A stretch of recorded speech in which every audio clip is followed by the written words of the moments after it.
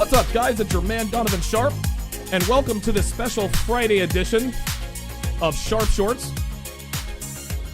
TSR Primetime airs Monday through Thursday at 7 p.m. Eastern, 4 p.m. Pacific. But today I decided to do a Sharpe Short because had a little bit of a dust up there with Turd Flinging Monkey. Give me 1 second here. So, as you all know, or as most of you guys know, Turd Flinging Monkey he's what I describe as a bottom-dwelling MGTOW. He is a guy that has decided to check out of the sexual marketplace, and he is now in a relationship with a sex doll. And, you know, aside from all that, I'll give credit where credit's due. Turd Flinging Monkey, he knows his shit. He's a smart guy. He's not an idiot. I think that's fairly obvious. And I agree with 95% of what Turd Flinging Monkey talks about. Listen, he talks about the fact that the sexual marketplace is fucked up. He talks about the fact that women divorce men and that it's not worth it to get married. He talks about the fact that women trap men with unplanned pregnancies. We are aligned on just about everything. There is no doubt about it. Turd Flinging Monkey is absolutely red pill aware. Where he loses me is when he acts like a hero for making the brave decision to decide to fuck a sex doll, which wouldn't be a problem, except for the fact that he then comes after guys like me. He makes fun of guys like me for having success with women. Now, as far as I know, Turd Flinging Monkey has never been challenged on air. I know he's done interviews. I know he's done interviews in the past. I know he's gone on different shows. But I don't think he's ever had any pushback on air. He's never had a debate with someone who opposes his views. And so, you guys know that's my move, is I challenge people to come on and debate live with me. So let's go ahead and get to the tweets here. I want to make sure that I get all of this information out there, just so you guys know exactly what was said, you know, what wasn't said. And forgive the rendering on these tweets here, guys. I'm not a computer guy. You know, I mean, you know, you try to make all the pictures the same size, and sometimes the letters get kind of distorted. So I'm going to read them to you. And I'm going to go ahead and read them to you, then I'm going to get into what I'm talking about here. I'm not going to be long, guys. I'm going to be 15, 20 minutes. I got to take, you know, tonight is date night. I'm going to take my lady out to dinner. My lady, because she has to, you know, eat, because she lives and breathes and needs food to survive. She cleans herself, fortunately. Okay, yeah, that's certainly a backhanded dig, but again, when guys like Turd Flinging Monkey call guys like me losers, it just, and sometimes I don't know, sometimes I really think to myself, is he really just trying to troll me? Is he laughing at me? And I'm not being facetious here, guys, but I can't, like, the guy is smart, he's not an idiot, and I can't believe that he believes that fucking a sex doll is a better life than what I have, or that a guy like Rollo Tomasi has. I just can't believe it. But listen, I've been wrong before. Let's just go ahead and get to it. So it all started when Turd Flinging Monkey, Anthony Johnson, founder of 21 Studios, posted something with a raccoon and a raccoon doll or something like that. And, you know, a bunch of people made some comments. His name came up. He said, "I don't care if you make fun of the fact that I have a doll waifu, as long as you don't get mad at me laughing at you for when you get your wallet ripped out of your ass in divorce court." I responded, "Cute, but I'm not married, nor will I ever be, so that's never going to happen." Then I asked him, "Any other doomsday scenarios you want to point out to make fun of me for having a girlfriend?" He responded, "Palimony, false domestic violence and rape accusations, sperm jacking you to trap you with a baby and put you on child support, cucking you with another man's child, giving you an STD she caught while cheating on you. That's all I can think of off the top of my head." So right off the bat, he comes with the typical rhetoric, right? Like, okay, all right, fine, rhetoric is great. You know, we all get it. We're all well and good, but again, it's just the typical whiny crybaby bullshit that MGTOWs talk about without any real solution except to check out of the marketplace. So my response was, listen, I gave him credence. I said, "Listen, man, all valid points. So it's on us as men to put safeguards in place and to make other mental and physical preparations to reduce the odds of these things happening. Some men have the ability to do this, most don't.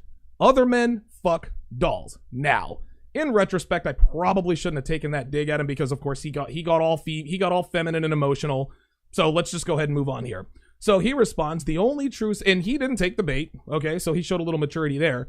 He said the only true safeguard is to restore male authority in the true legal sense over women. Anything less is self-delusion. My response, female shenanigans would still happen under true male authority. It would be less frequent, but it would still happen. And calling safeguards a delusion is lazy, which is fine. But making fun of men for fucking actual women is just silly. You're smart enough to realize that. His response, have you ever played Russian roulette? Why not? Are there some kind of pussy who isn't afraid of risk? Don't you know real men aren't afraid of taking risks? Only one of the chambers is loaded. Sheesh, what a loser. Of course, that was a little bit of sarcasm on his part. Then he asks, why do you automatically get defensive and take things personally when I apply your standard of, quote, masculine risk to Russian roulette? And I'm going to address that here in a minute. The odds of dying are only 1 in 6, which is far better than marriage. Then he adds, don't get emotional. It's not very masculine. My response to that was, let's debate this on air. So already I can sense that he's moving into the, all right, we're going to start flinging turds at each other. Like, pun definitely intended. We're going to start flinging mud. We're going to get into this, Twitter argument. I don't do that. Listen, I'll do that to an extent, but as soon as guys start with the name calling, as soon as they start with the grandstanding, the keyboard gangstering, the e-thugging, that's when I'm like, okay, let's find out how much of a man you really are. Let's see if you can be as pithy and clever and witty on the air, voice to voice in real time. I said, you can fling turds on Twitter and on solo shows, but let's see how clever and pithy you are live. Are you in or out? His response was, sure, email my production manager at feeding the cat, blah, blah, blah, blah, blah. I have a podcast this Saturday at 7 p.m. Pacific Standard Time. I said, I'm not emailing anybody. You're not going to duck me on this. I'm asking you to debate. Anytime today after 3, I'll ask again, are you in or out? His response, I have a job and I run a professional podcast. If you want to debate me, you have to email my production manager and get booked for the show. You're a nobody and I'm not changing my schedule for you. My response was, translation, I don't want to. Then I said, if you don't want to debate, just say so, but quit with the excuses already. So already, right off the bat, he's using his production manager as sort of an insulation. So I email this production manager, and then I'm getting the runaround, and then 1 week later, I finally, no. You're not booking me for any show. I challenged you man to man to a debate. You know what your schedule is. Don't, and again, this is disingenuous. He is in charge of his own podcast. You're not going to tell me that some production manager is going to tell you, no, you shouldn't debate this guy, or no, you don't have time for that. You know whether or not you have time for that. And the bottom line is he just didn't want to come on and debate. That's what it was. That's what I was trying to get at. So I said, you're using the same rhetoric you've been using for years. Donovan's a loser for fucking actual women. Then I said, LOL, you're being ridiculous. And that, of course, led into some other stuff. So here's what I'm going to do. I wanted to debate this guy on air. Obviously, he's not going to do it. He didn't accept the challenge. But that doesn't mean I'm not going to come on here and speak my piece. Because I'm honestly tired. I'm honestly tired of this guy. And after this stream is over, I'm blocking him on Twitter and on all social media platforms. Not because I don't want to engage in a debate with him, but because I know that because I don't want to hear from him unless it's from his own mouth to me. And I'm sure he'll probably do some sort of response video and he'll get all sorts of praise from his hentai porn addicted followers. That's fine.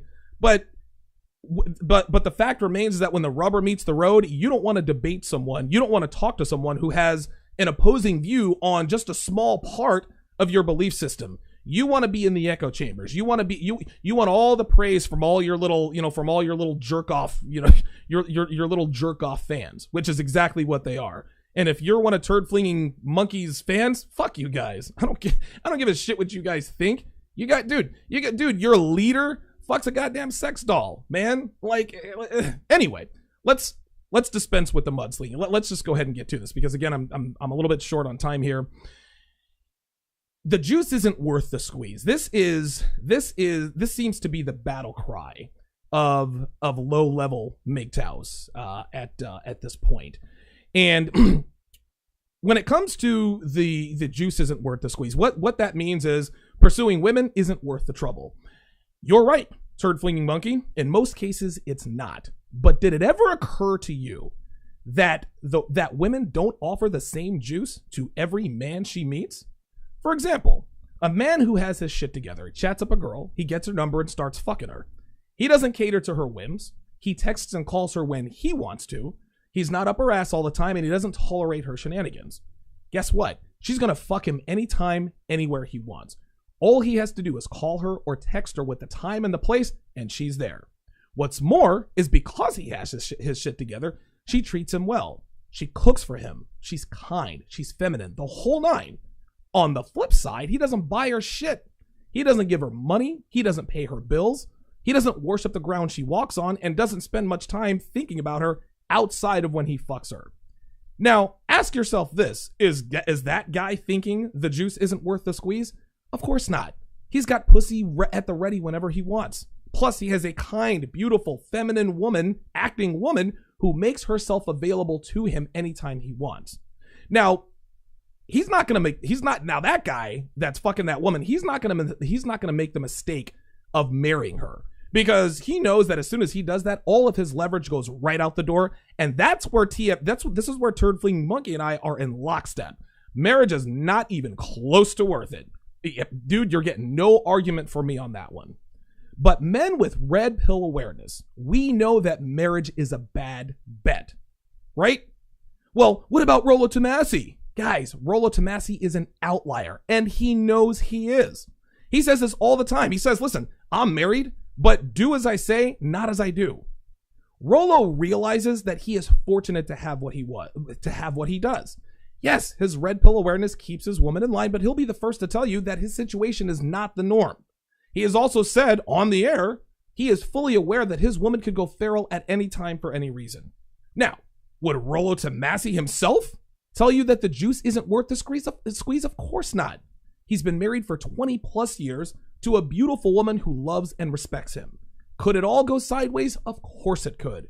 But again, he is fully aware of this, and he makes sure that he takes certain measures, meaning living the red pill life, making himself the mental point of origin, as he likes to say, to reduce the odds of this happening to him.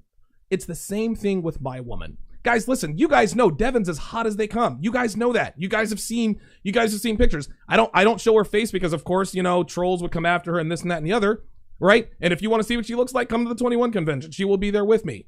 But guess what? Aside from the way she looks, she is also kind. She's feminine. She's friendly. She's obedient. She's loyal. She's transparent. She never denies me sex. She cooks for me, and she loves and respects me. The juice she makes available to me is because of what I am and what I bring to the table as a man with red pill awareness. So in my case, the juice is definitely worth the squeeze. Same thing with Rollo. So again, I agree with the juice isn't worth the squeeze analogy wholeheartedly, because most women just aren't worth fucking with outside of just fucking them. And honestly, a lot of cases, not even that's worth it. But if you're a high value male, if you have your shit together, you don't tolerate anybody's bullshit, men or women's, okay? And you have your finances in order, you're in decent shape, guess what? The juice that women will make available to you will be worth a lot more than the juice she makes available to guys like Turd Flinging Monkey. So instead of saying the juice isn't worth the squeeze, maybe he should say the juice available to me isn't worth the squeeze. But he won't, because then he'd have to look at himself in the mirror and ask himself why that is. And if he's honest with himself, he's not going to like the answers. Men who use this juice isn't worth the squeeze analogy, they're lazy. They think that women should just drop their panties if you just walk up and say hello, and that's just not the case. These low-level MGTOWs are pissed because relationships with women aren't easy, and they come with risk. Newsflash, gentlemen. Anything worth having isn't going to be easy, and it's definitely going to come with risk. You think running a business is easy and risk-free? Of course not. And the reason for that is the benefits. Financial independence.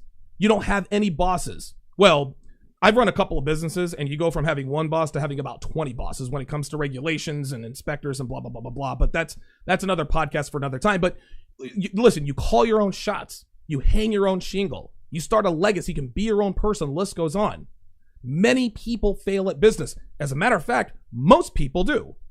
But the ones who say, well, the juice isn't worth the squeeze, either didn't or couldn't do what was necessary to be successful.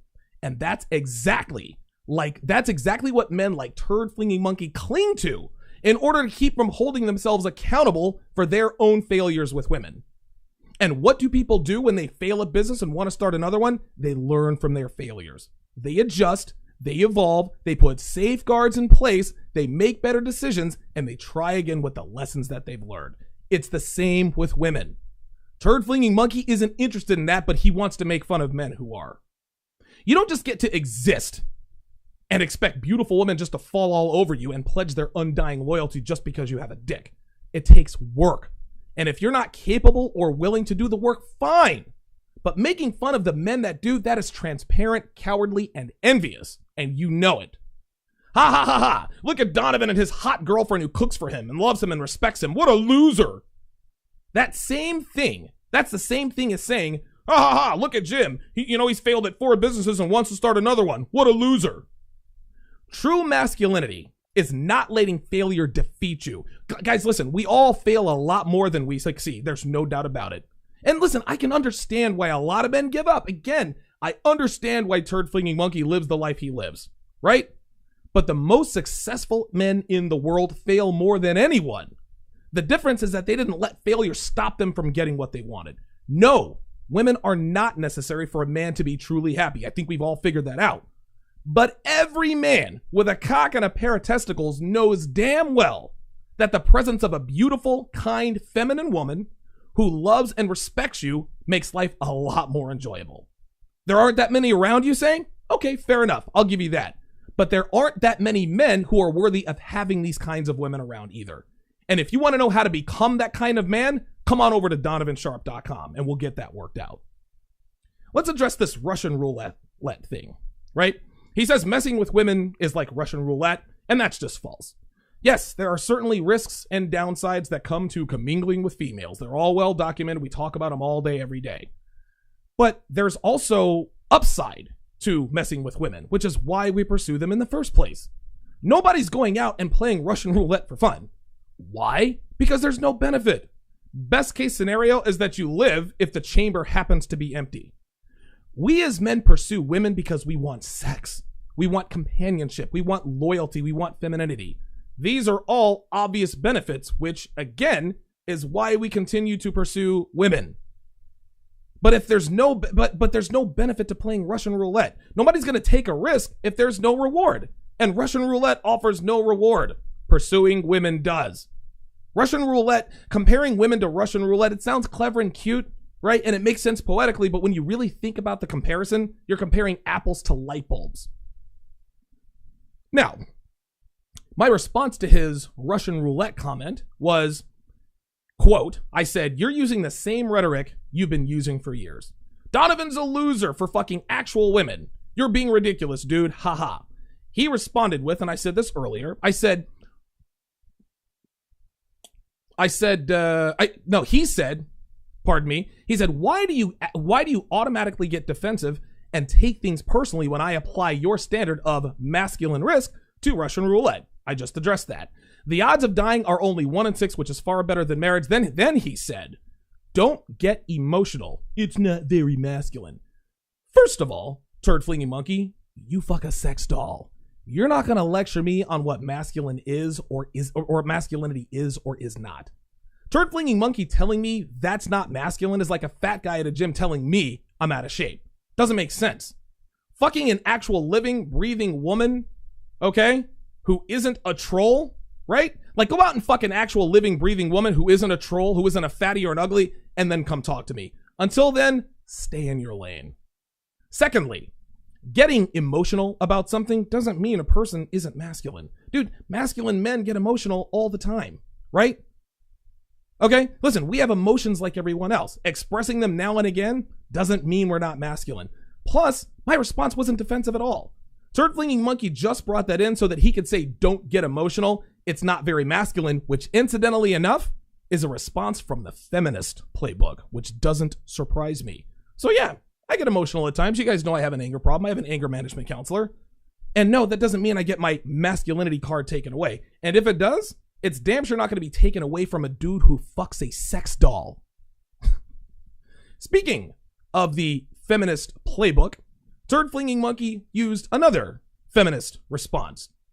He said in response to me laughing at him about the fact that he's lecturing me on masculinity, he said, ha ha ha, a guy who measures masculinity via female validation calling himself, quote, red-pilled. Then he says cute.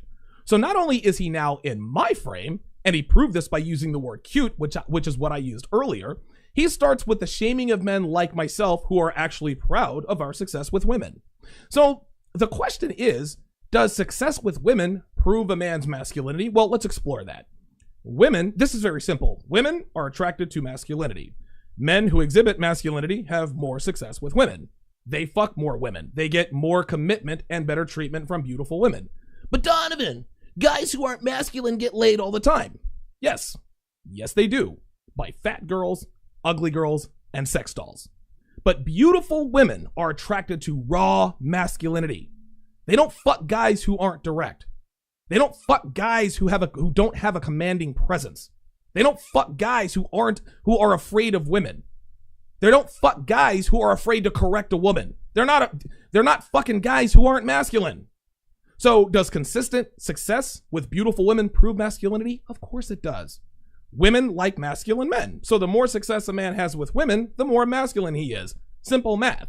Where he goes wrong, okay, was that he said I measure my masculinity via female validation, and that's just false.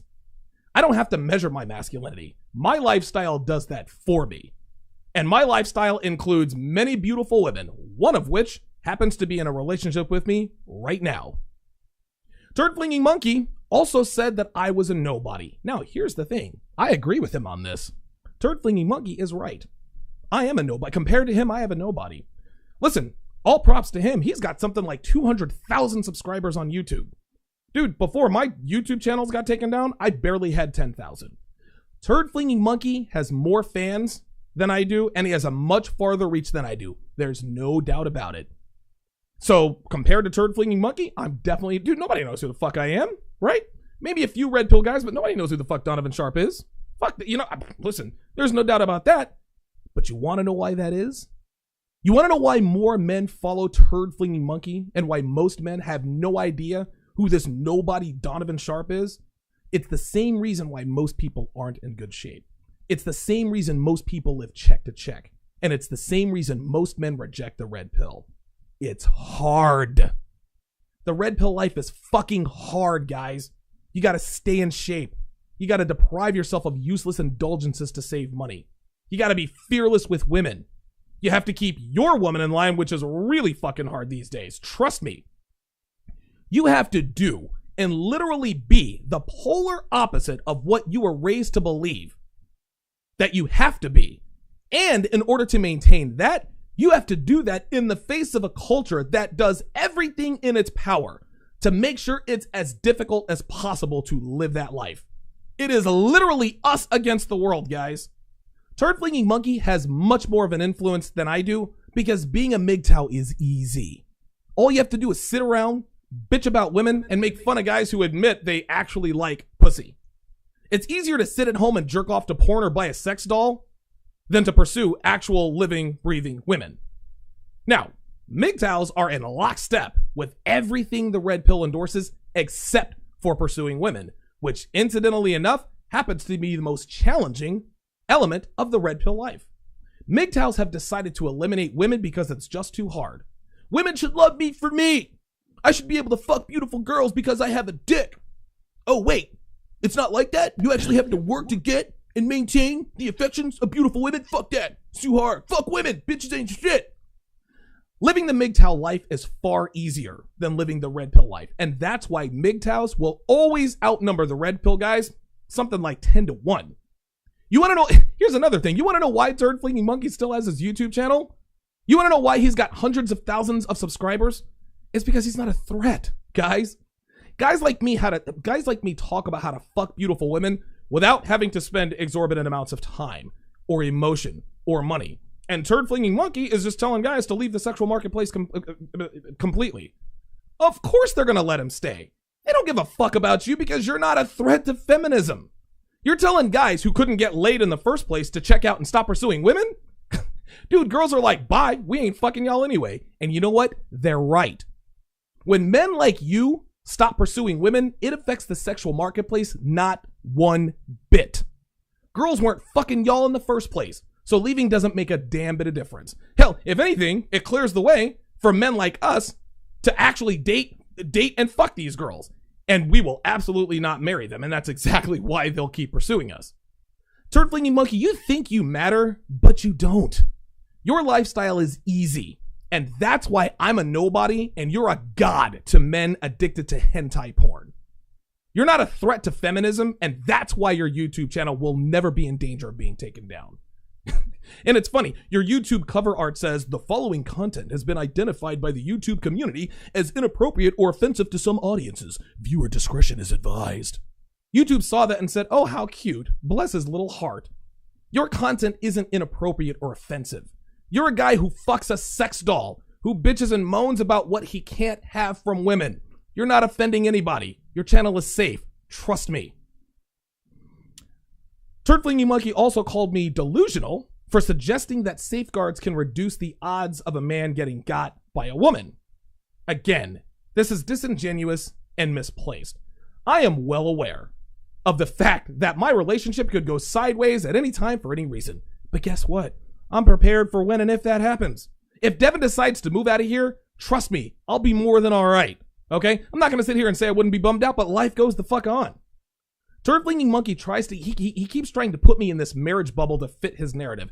Dude, I'm not getting married and I'm not getting sperm jacked. That, my friend, I can fully guarantee. I actually had to kick out a patron of mine for saying the same shit. In the end, gentlemen, I don't blame Turd Flinging Monkey for living the life he lives. It's not something I do, but I understand why he does. But making fun of men like myself who pursue women by calling us delusional, short-sighted, ignorant, is a classic example of projecting his insecurities. You see, Turd Flinging Monkey wants to be good with women, but he can't. So he makes fun of men who are because he wants what we have. It's so obvious, it's ridiculous. He's the kind of guy that makes fun of masculine traits because he doesn't have them. I'm in a lot better shape than he is. If he hears this, his response, look at Donovan's muscles. He's in such great shape because he works out every day. What a loser. He does it just to get laid. He's a loser. I'm better with women than he is. What a loser. He worships vagina. Vagina's not worth the juice, is worth the squeeze. Turd Flinging Monkey has a feminist mindset. And the only person, dude, and honestly, everyone seems to know it but him.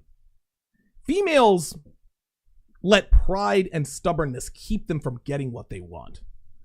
A fat girl sees a hot girl out in public. She's got a hot body. And she thinks to herself, she probably spends 3 hours a day at the gym and has no personality. Why does she do this? To cope with her own insecurity.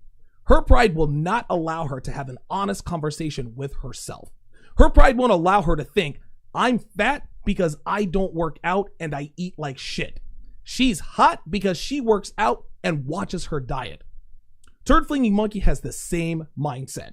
Instead of admitting he's not able to make the changes necessary to gain the love, respect, and loyalty of a beautiful woman, he acts like he doesn't want it. What he doesn't understand is that his very stance on this screams to the world that that's what he wants more than anything. And for those of you who disagree, let me ask you this. Why does he own a sex doll? Turd Flinging Monkey has more followers, he has more subscribers, he has more fans than I will ever have. But deep down inside, he knows that he is little more than the king of the incels, and he can have that shit. I've been Donovan Sharpe. I'll talk to you guys later. A woman never belongs to you. It's just your turn. You lost your edge, she lost attraction for you. That's how it works. What'd you think she was gonna do?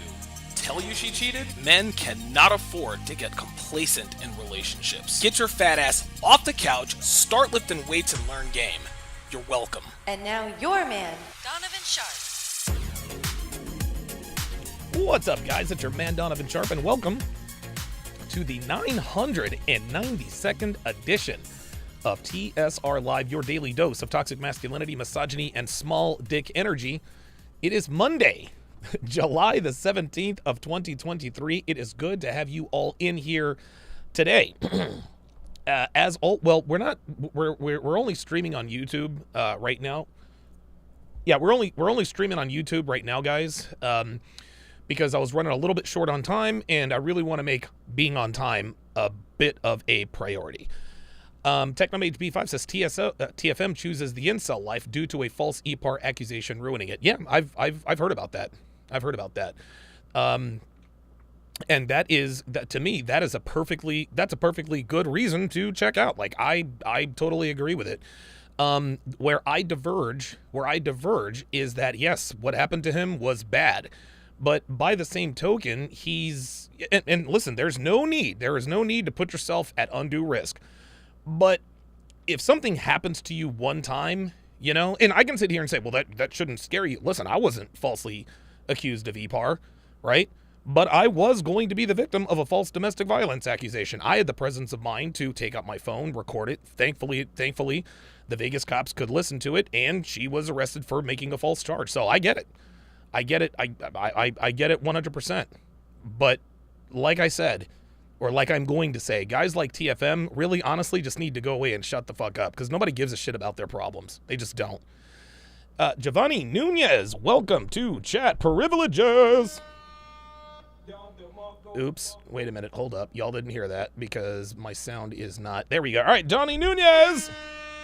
Giovanni, welcome to Chat Privileges, if you would, Johnny. Or Giovanni. Put your age and location in the chat, as is customary of our first member. Let's go ahead and do an age and location check, chat-wide. And the reason I do this, guys, is so that a lot of guys ask me, hey, Donovan, how do I become friends with like-minded men? And I don't really have an answer. The only thing I can think of is letting people know when you're in chats or message board, or I don't even get if they do message boards, but if you're in chats in, if you're on Fresh and Fit, Rollo Tomasi, whatever the case may be, yeah, it would put your age and location in the chat. You never know. Somebody else who's watching could be in your city, could be in your neighborhood, could be on your block, could even be in your building. So either way. Giovanni Nunez says, hey, Donovan, I have a question. I've been with a girl for a year. She doesn't work, dropped out of high school, and has tattoos. Should I have patience and wait for things to get better or leave? Yeah, bruh, like you got to get up out of there. You got to get out of there. And I know, and listen, I want you to understand, Giovanni. I want you to understand that I know that I'm emotionally removed from the situation. So it's very easy for a guy like me to just say, just leave her, bro. I get it. But it still has to be done. If she's a high school dropout with how big are her tattoos, and listen, I don't have a problem. Honestly, let's unpack this. So you've been with her for a year. We'll get to that. She doesn't work. Okay. Now, she dropped out of high school and has tattoos. Now, if you would, Giovanni, how many tattoos does she have? Where are they located? How big are they? Et cetera, et cetera. The second thing. Oh, shit. Happy birthday to the Level Up, man. Tulum just turned 38 on Saturday, and he lives in New Orleans. Man, that is one city I would love to visit, is New Orleans. The inner and outer fat kid in me would love to visit New Orleans. Oh, my God. I'll have to fast for a week before and after I go there. Yeah, give me a little bit more detail, Giovanni, if you can give me a little bit more detail. I will help you as best I can. You just became a member. You showed financial support, so I got no problem. With helping you out. Just give me a little bit more detail, and I think I can probably customize my response to you a little bit better. Later today, after the live stream, guys. After the live stream, I'm going to be continuing my Married at First Sight breakdown. We are in season 13, and the couples are married, and they've just gotten to the point, pardon me, to where they have moved in with each other, and drink too much water at once. Anybody ever get a brain freeze drinking water? I swear to God, dude. And I've already gone through the 5-gallon tank, so I got to refill that. Anyway. Yeah. But, guys, like the last part of the week, man, it was rough. I was tired as hell, but I'm good to go. Okay. Giovanni says she has 9 tattoos. She has a huge one located on her back, ankle, hand, and arm. She started getting tattoos when she was 16. Yeah, this one's easy. Tell her, Devin. She belongs to the streets. What about you, Future? She belongs to the streets. So you guys have a consensus? She belongs to the streets. Yeah. Yeah. I mean, this woman, and I don't know who she is, but any woman who has 9 tattoos and dropped out of high school shows consistent proclivities in bad decision making. You need to get up out of there for sure. I know you probably love her. You probably have very strong feelings for her. But the hardest things to do in life are often synonymous with the right things to do. That's just how it is. She is not, dude, you absolutely she's got to go. She's got to go. You cannot, you can't be in a relationship with, listen, here's the thing. If she had 1 or 2 tattoos that were concealable, we could work with that. Hell, even as a high school dropout, we could work with that. But you don't strike me as a guy who's old enough. Yeah, you're only 22, so you can't be supporting a woman financially. So yeah, I know it's not going to be easy, Giovanni, and I know it's very easy for a guy like me to sit here and say, just leave her. But speaking from personal experience, now who knows? She could be a diamond in the rough, right? Just because she has 9 tattoos doesn't necessarily mean she belongs to the streets. Just because she's a high school dropout doesn't necessarily mean she's a hoe. You know, just because she hasn't had a job since she was 16 doesn't mean she's lazy. Just because she's started getting tattoos at 16 doesn't mean she makes bad decisions. But chances are that's probably what it means. That's probably what it means. So yeah. I would get out of that situation as soon as possible. As soon as possible. The Level Up Man says, Thanos, the hardest decision required the strongest wills. I will never forget that. He is on that cliff with Gamora. He's on that cliff with Gamora. And when Gamora says you have to get rid of whatever you love the most, I immediately knew it was her. I turned to Dev. I said, dude, it's Gamora. Watch. And Gamora's like, ha, ha, ha, you can't love anything, blah, blah, blah, blah, blah. Guess what Thanos did? He 86'd her ass. And Thanos did not want to have to do that. But guess what? He wanted the Infinity Stones. And he was willing to do whatever it took to get them. It was not easy for him to off Gamora, but he knew that in order to do what was necessary to get the Infinity Stones, the gauntlet or whatever, that's what had to be done. Okay, very good.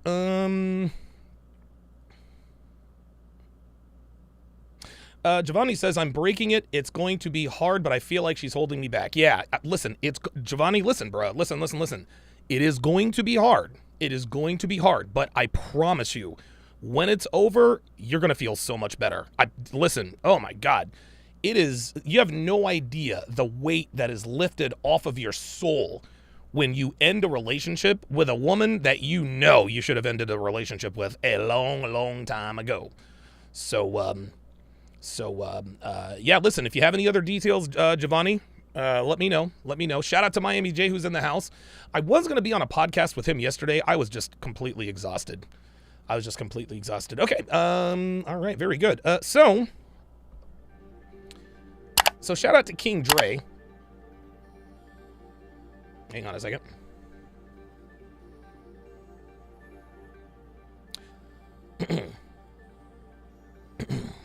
So shout out to King Dre on Instagram, on IG.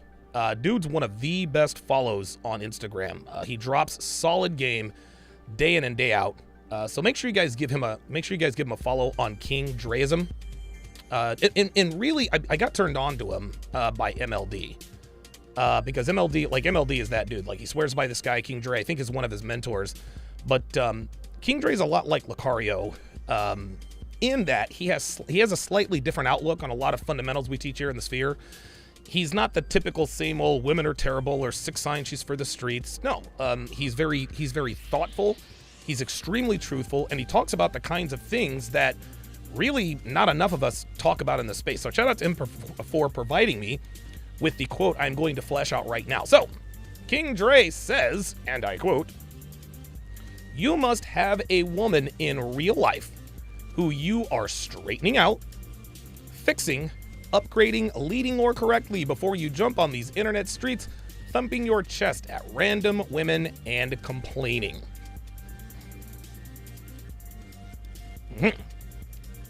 What are you doing about it in real life? Very, very interesting. Now, I do agree with this fundamentally. I do. I'm not 755% in agreement. You're not late at all. You're not late at all, Luke. Just started. I'm not 755% in agreement, but I do agree nonetheless. But let me add some context. Let me add some context and show what you guys, and show that I understand both sides here. On one hand, I completely understand why men complain about women as much as they do. Right? Look, the dating market is an absolute cesspool. Relationships are circling the drain. And guys, again, don't get me started on legal marriage involving the state. Now, let me just diverge here for just a second and clarify something. And I'll bring it back around, but just stay with me here. I am 249% for the institution of marriage. Okay? The institution of marriage. Okay? Nuclear families that are led by a masculine male leader who serves as the provider, protector, and disciplinarian, among other things, who is then followed by a feminine female who is a follower. She's supportive, she's deferent, she's honest and faithful, who serves as the nurturer and takes care of and cultivates his domicile and his brood. Okay, nuclear families are the backbone of any successful society. That said, the way marriage is set up here in 2023 is a fool's errand at best, detrimental to your life at the very worst. And any man who unwittingly wanders into these treacherous waters gets no sympathy from me, just given the information available, as well as the empirical and anecdotal data. Like, we get all that. We understand that. Or at least we should. Anyway, getting back to what I was saying here, I have zero issue with a man throwing his hands up and saying, that's it, I've had it. I'm done with this nonsense. I'm going to go the better bachelor route. I'm going to build my own cabin. I'm going to do my own thing and never worry about women again. Got no problem with that at all. I've got no problem with anyone who expresses their frustration with the dating market here in the dating market here in the 2020s. We are all well aware that a disproportionate amount of women here in 2023 are low quality, they're overweight, they're entitled losers who really think they deserve the world simply for having a vajayjay. We also know that modern women have a backwards way of doing things, which with requiring the least when their value is at its peak, then requiring the most when their value has bottomed out. It's crazy. We know that women are hypergamous. We know that women like to monkey branch from relationship to relationship. We know that women lie to make themselves look and sound more pure and chaste than they really are. We know all of these things. We see, hear, and experience this every day. Now, most of us in this community went through what we like to call red pill rage, right? We've all heard of red pill rage, right? We've all heard of it. We're all aware of it. For those of you who are unfamiliar with what this is the stage, red pill rage. This is where a man gets angry about having been lied to, about having been misled, about having been cheated on, and everything in between. He realizes that he has been sold a bad bill of goods, packaged as the golden key to a woman's heart, only for it to be completely the opposite. The red pill rage stage, don't get me wrong, it is absolutely necessary. It's necessary. Now, personally, I didn't go through it. I was very fortunate. I didn't go through it. But I don't think it's a stretch to say that it's a better than average chance that most of you here probably went through it, and that's perfectly okay. A man needs time to blow off a little steam. He needs to talk shit. He's got to vent his frustrations. He's got to let the world know he's unplugged. I understand that. The issues come when a man gets stuck in the anger phase. Now, again, this is not uncommon. A lot of guys stay in the anger phase a little longer than most, and again, that's perfectly fine. It does take some men longer to get out of the anger phase than others. It happens. But when a man stays in the anger phase, that's when it could be detrimental to him and those around him. Now, please don't mistake me. I'm not saying that a man in the anger phase means that he will automatically turn into an Elliot Rodger, who 187 to half a dozen people before turning the weapon on himself. I'm not saying that that guy would turn into a Sung-Wee Cho, who deleted 32 people at Virginia Tech. I'm not saying that he would turn into a guy like Roman McClay, a man who was very closely associated with the 21 convention, who smoked 5 people in Denver before being taken out by a cop. Obviously, those are extreme examples, and I will point that out. And in the grand scheme of things, guys, percentage-wise, these guys are outliers, like to the infinitesimal degree. But the world would have everyone believe that nut jobs like that make up a much larger percentage of our community, and most of us here know that that's simply not true. The vast majority of us in here are just really regular guys. We're just looking for answers. And one of the necessary evils of this community is that a man has to endure the anger phase for at least a little while. But most of us who come out of the anger phase, we tend to do okay for ourselves, all right? We tend to do okay. We're much more aware of the way women operate. We know what to look for. We know what characteristics to avoid, and it's much more difficult for women to finesse us. Yes, there are certainly growing pains. I went through them myself. I committed to and dated girls I had no business committing to, and trust me when I tell you, I paid the price. I'm not gonna cap about that. A lot of guys in this space don't like to talk about their L's. They like to act like they're undefeated, right? The point is that most of us do come out of the anger phase in a much better place mentally before when we found this community. And the few that don't usually just slink away and just continue living miserable lives. It is what it is. But not all men who don't get out of the anger phase necessarily disappears. A very small percentage of men who never come out of the anger phase end up doing some pretty horrific things, like the aforementioned Elliot Rogers, Sung-Wee Cho, and Roman McClay. Now, obviously, there are many more men like this, right? Alec Manassian, who ran over a bunch of people in a van in Toronto back at 18, as well as Andreas Lubitz, who flew a Germanwings plane into the side of a mountain because of his problems with his woman back in 14. Like, let's not get that twisted, right? Right? Hell, honestly, now that I'm thinking about it, a case could be made that President Tony J has, let's call them, educational facility assault weapon tendencies, to put it lightly. But outside of the men who make it out of the anger phase and the men who commit horrific crimes because of their genuine disdain and hate for women, we have those who do nothing but complain about them. Okay, you know who they are, guys. They're the dudes who are in everybody's chat talking about why bitches ain't shit. They're always posting memes, tweeting statistics about how horrible women are and why they should never be trusted. They're the guys who write these, 4,000 word soliloquies about why this or that content creator is really a blue pill bait in disguise.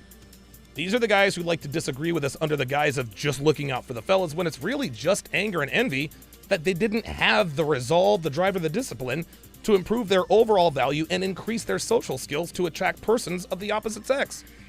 They're the guys who pretend to not want women even though they're tweeting about them every day. These are the guys who do positively nothing but complain about women without offering realistic solutions that they are seriously considering and preparing for. We got a lot of guys in this community talking about get your passport and ditch these whales, which I agree 862% with. I am totally on board with the idea that most women in this part of the world are not worth pursuing for outside of a nail and bail. But the guys who squawk the loudest about going overseas don't have a passport, haven't begun the process of getting one, and has no plans to start their lives overseas. They're just happy to sit around and bitch and moan about what's fair and what's not, without being bothered to do something about the problems they complain about daily. And this is where King Dre's statement comes into play. Now, before I get into that, let's take a look at the other side of the coin, and I'll use myself as an example. A lot of you guys are well aware of the 4 relationships that really influenced me the most in my red pill renaissance. There was my ex-wife Darcy, who committed paternity fraud and didn't have sex with me for over a year and a half for religious reasons. There was Carla, hot Puerto Rican girl with 4 children, custody of only one with a neck tattoo, who managed to get me to rent her a 3-bedroom, 2-bathroom house with everything in my name, lease, electricity, cable, everything. Then there was Amy, who had a 13-year-old daughter, who had a daughter at 13 years old, whose father was in prison for statutory EPAR, who was deleted by the future father of her second daughter. And then, of course, there was Susie, the low-quality Mexican girl that caused me to Google, why do girls get over breakups so easily? Well, what I've done since is obviously well documented, and the rest is history. But one thing that I've done better than anybody in this space is show you guys what a successful long-term relationship looks like. Yes, Rolo's been married for 2.5 decades and has a kid. But he keeps his relationship under wraps, and really for good reason. That doesn't take away from his relationship, nor does it lessen the validity of his marriage. In fact, I'd be willing to bet that he and Mrs. Tomasi probably have as good a relationship as Devin and I do, if not better. Devin and I don't, but here's the thing, Devin and I don't have kids, nor do we have the desire to have any, which is a moot point, as we don't have the ability to, right? And not having children, guys, that is a major, major advantage for us, because kids are a big-time responsibility, both time-wise and financially. Things would be very different between me and Devin if we had a kid, but fortunately we don't, and that's one of the many reasons our relationship appears to be successful. Listen, it's tough to say that, but I think that's really one of the reasons. I really, really do. A lot of relationships end because of kids. Not saying it's right or wrong, I'm just saying that's the way it is. But my overarching point is that I'm the only guy in the sphere who routinely lets you guys in my relationship. I am the only guy who has shown the ability to not only build a woman to my specifications from the ground up, but I'm the only guy who regularly shows that I'm the leader. I'm the only guy who regularly shows that my woman maintains a fit, feminine physique. A lot of guys in this space have women who are overweight. A lot of guys have women who are on social media that advertise themselves, right? President Tony J, he comes to mind immediately. His dumbass had a fling with a groupie, didn't wrap up, and he ended up getting her pregnant. And, I mean, dude, she's probably every bit as nutty as he is. But it's interesting because she is now nowhere to be found. It seems that Mr. President has figured out that if he broadcasts his daughter and her whore of a mother, someone's going to put his shit out there. He's burned enough people to the point to where he should be worried, so I'll give him full marks for that. Then there's Steve the Dean Williams. Dude is married to a land whale who owns him. He talks about having standards and principles, and I can get women and wine above my bed and the power of your last name and this and that and the third, and his woman does not reflect what he preaches. Obsidian talks about being a man of means and that his girl is a 10 who runs 10 miles a day, who bends over his couch when she gets back. Come to find out, Miss Brown Sugar is another overweight black woman who lost custody of her kids because of her own inadequacies as a human.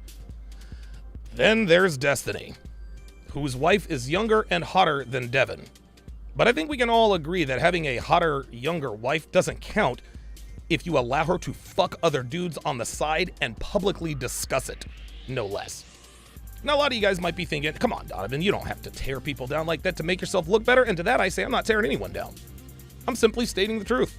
Yes, Tony J knocked up a groupie, and I guarantee you that was an unplanned pregnancy. Yes, it's true that Steve the Dean's wife is overweight and runs a household. Yes, it's true that Miss Brown Sugar, who to her credit lost a lot of weight, but she is still overweight. And I guarantee you, she is not nearly as submissive as Obsidian says she is. Otherwise, she wouldn't be on IG. No red-blooded man wants his woman on the electronic meat market, otherwise known as social media. And this includes all of them, guys. Instagram, Facebook, Twitter, YouTube, doesn't matter. No man wants his woman on social media, given what we know about social media and modern women. But to bring it back around, I am the only guy in this community who routinely shows his work with regards to how I run my relationship. And yeah, I'm gonna pat myself on the back here, y'all. My woman is fit, feminine, friendly, and I assume faithful. She handles everything on the back end of my business. She adds value to my life in many ways and seems to be enjoying being with me. She represents me well in public and never gets out of pocket. Now, this doesn't happen on accident, gentlemen. It doesn't happen on accident. And I get a lot of really nice comments in the chat. You know, guys will congratulate me for finding such a good woman and that I'm a lucky man. And with all due respect to those guys, as much as I appreciate that narrative, nothing could be further from the truth. The reason Devin is such a good woman is because I demand it. She's nowhere on social media. She does not go to bars or clubs. She doesn't do girls' nights out. She doesn't travel alone. She doesn't do anything to put our relationship at risk. I mean, she's a good woman. It took 1.5 years to vet and train her and another 5 years and change to polish her into what she is today. And this is why I'm going to publicly claim her as my wife on October 12th. And no, the state or government will not be involved. I don't control Devin's actions because she's not a robot and I'm not her father. But she will be the first to tell you that she doesn't deserve me. And she means that shit. She really does. She knows what she was when I met her, and she knows that what she is now is a far cry from what she used to be. And I 540% agree with her. She doesn't deserve me. She is not entitled to a damn thing from me. If she were maybe 20, 25 years younger, maybe. But that's assuming that she is in as good a shape then as she is now. And something else to point out is that I'd probably be sacrificing her age for her extensive knowledge of SEO, internet marketing, building websites and apps, not to mention everything else she does to assist me in my business. I'll also say this too, and I know this is probably going to surprise a lot of you guys. Melina doesn't deserve Destiny, guys. She doesn't. She's not in his league, not even close. For all of Destiny's faults and quirks and idiosyncrasies, his value is so much higher than he realizes that he honestly believes that he is lucky to have a woman who smashes other dudes. And he knows he's got other options. Zerka himself said it. Zerka himself said that Destiny's got dozens of girls who are all trying to get at him. But because he doesn't realize his own value, he won't drop Melina like the bad habit she is and get with a girl who only has eyes for him. It's incredible. Anyway, getting back to King Dre's overarching point, I understand why a lot of men have sworn off dating or anything resembling a relationship with a woman from casual to serious. I get it. But by the same token, I completely agree. I completely understand the second part of what he said, which is unless you're actively building a woman brick by brick, unless you're coaching her, training her, and so forth, then shut the fuck up about what women are or aren't. And look, guys, I get it. Women today are insufferable. Everybody knows this. But there are way too many keyboard gangsters and meathead red pill guys who go way overboard with the things they say. It's ridiculous. One of the early battle cries from the MGTOW community was, "The juice isn't worth the squeeze," which I agree with, as you guys heard on the video earlier. But the reason I agree with it is because I've had the juice. I've had lots of juice, and when I compare my cost to benefit ratio of the player life, it is very easy to deduce that the juice, it ain't worth the squeeze. But most of these dudes who are out here talking about the juice ain't worth the squeeze ain't never had the juice. They bitch and moan about something being harder than it needs to be, but they've never tried it. Now, let's not be disingenuous here. Let's not be disingenuous. Attracting attractive women, it's tough, guys. There's no doubt about that. And yes, I will be the first to admit that most women are not worth pursuing. But the reason I know this is because I have pursued women in the past and did it at an extremely high rate. Guys, there was a 3.5 period when I cold approached women between 5 and 8 hours a day. True story, guys, my hand to the man. I made getting boxed my full-time job. And let me tell you, it was great fun.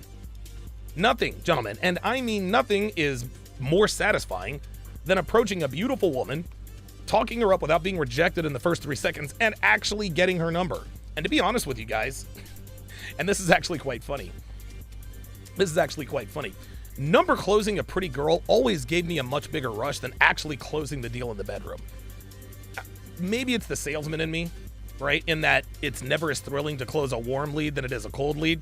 Look, yes, banging them was great, and that was the purpose, but for some reason, I love the approach of, I love the process of approaching and escalating and number closing. That was always the most exciting part of the game for me. Anyway, during that period, guys, I banged a shit ton of girls.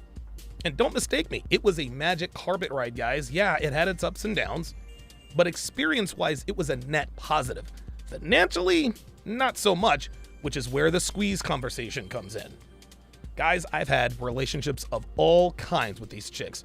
Short-term, long-term, mid-term, situationships, affairs, cheating on their boyfriends, friends with benefits, casual, non-casual, but non-commitment.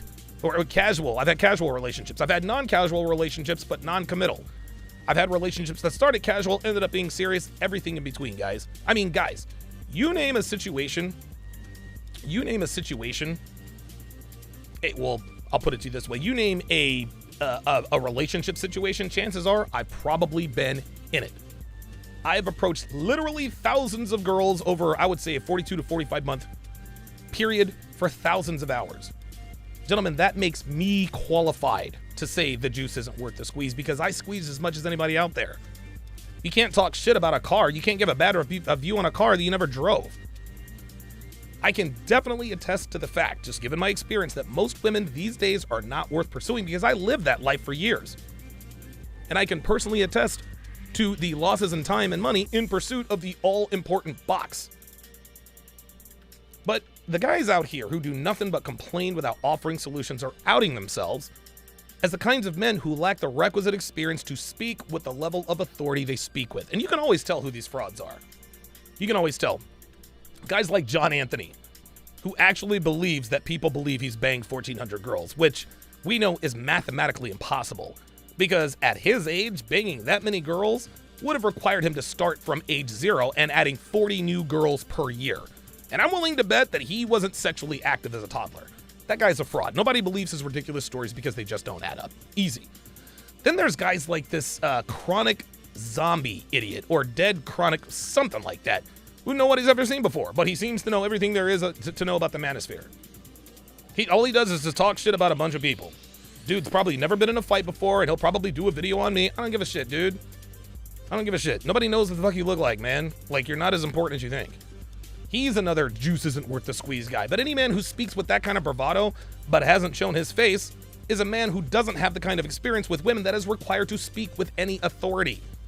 Turd-flinging monkey, as I stated earlier, is another juice isn't worth the squeeze guy. You can tell by his vocal inflections, his lisp, and his cadence that he's probably somewhere on the spectrum. And I'm not saying that to insult the guy. Please believe. If you're on the spectrum, you're probably not going to be very good with women, and that's nobody's fault. And I'm not being facetious here, guys. We all have our flaws, and it's wrong to poke fun at something that someone has no control over. So I'll give him that. But for him to act like he's some sort of hero because he's in a relationship with a sex doll and gives reviews on masturbation devices, that just seems odd to me. You guys saw the video in the beginning. That's pathetic. Jason Black, he's another numbskull who has his followers fooled. Dude doesn't have 2 nickels to rub together, is broke as fuck, lives with his mom, but calls himself the Black Authority. Then his idiot followers think he's this rich guy who doesn't need money. Like, for real? Really, nigga? Really? At the end of the day, guys, people are going to do and say what they want to do and say. It is what it is. But like King Dre said, man, unless you are actually in the game and have had enough time in the game that you really don't know shit about women. If you've had 2 girlfriends in your life who have both cheated on you, nobody wants to hear why modern women are a lost cause from you. If you've never gotten laid but you're fucking a doll, nobody gives a shit about your brilliant analysis on the Duluth model. If you unknowingly married a woman who turned out to be a hooker, nobody is going to pay $4,000 to watch some dude in a silly red hat talking about how we need to make women great again. And King Dre asks this question: what are you doing about it in real life? Do you complain about it all the time without seeking solutions, or are you just content with talking shit about women all the time? If that's you, I get it. But as far as I'm concerned, I agree with King Dre. Shut the fuck up about it, man. Guys, look, we've all been hurt. We've all been played. We've all been cheated on. We've all been finessed. Yes, dating is a lot harder, and women are low quality. Most women are low quality in this part of the world. So you can either get a passport and move overseas, deal with the women you have direct access to, and take advantage of all of the free education available on dealing with modern women, or you can just shut the red pill fuck up about it. If you don't offer any real world solutions, nobody gives a shit about your grievances with women. Nobody gives a shit about how mad you are at them. The world is going to keep going with or without you. And for those of you out here who like to say, well, the only way to win the game is to not play it, I disagree. Men who don't play the game are just the ones who lose the fastest. They really are. Honestly, unless you're a guy like, I don't know, Joker or Coach Greg Adams, you not playing the game is going to end up costing you more than actually playing it. And I got news for you. You ain't Better Bachelor, and you damn sure ain't CGA. Those guys are the living embodiment of what I believe MGTOW should be. And you MGTOW, you still don't get it. MGTOW guys, save it. You guys are like women, so shut the fuck up. So shout out to King Dre. Shout out to King Dre for bringing this attention to this issue within this community. We have far more people in this space who complain than people who offer solutions. Workable solutions. Not just parroting off of someone else saying, just get your passport, when you have no intention or ability to do so. Just slink away down to your mother's basement, whip out the Palmer's cocoa butter, and have at it. The rest of us will be dominating women and life. And that is the memo. Understand?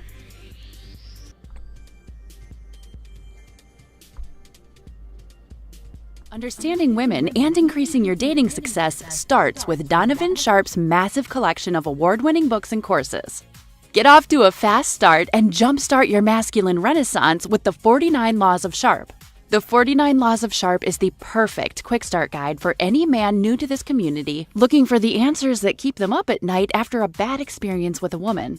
So many men ask themselves, why did she cheat? How could I not see this coming?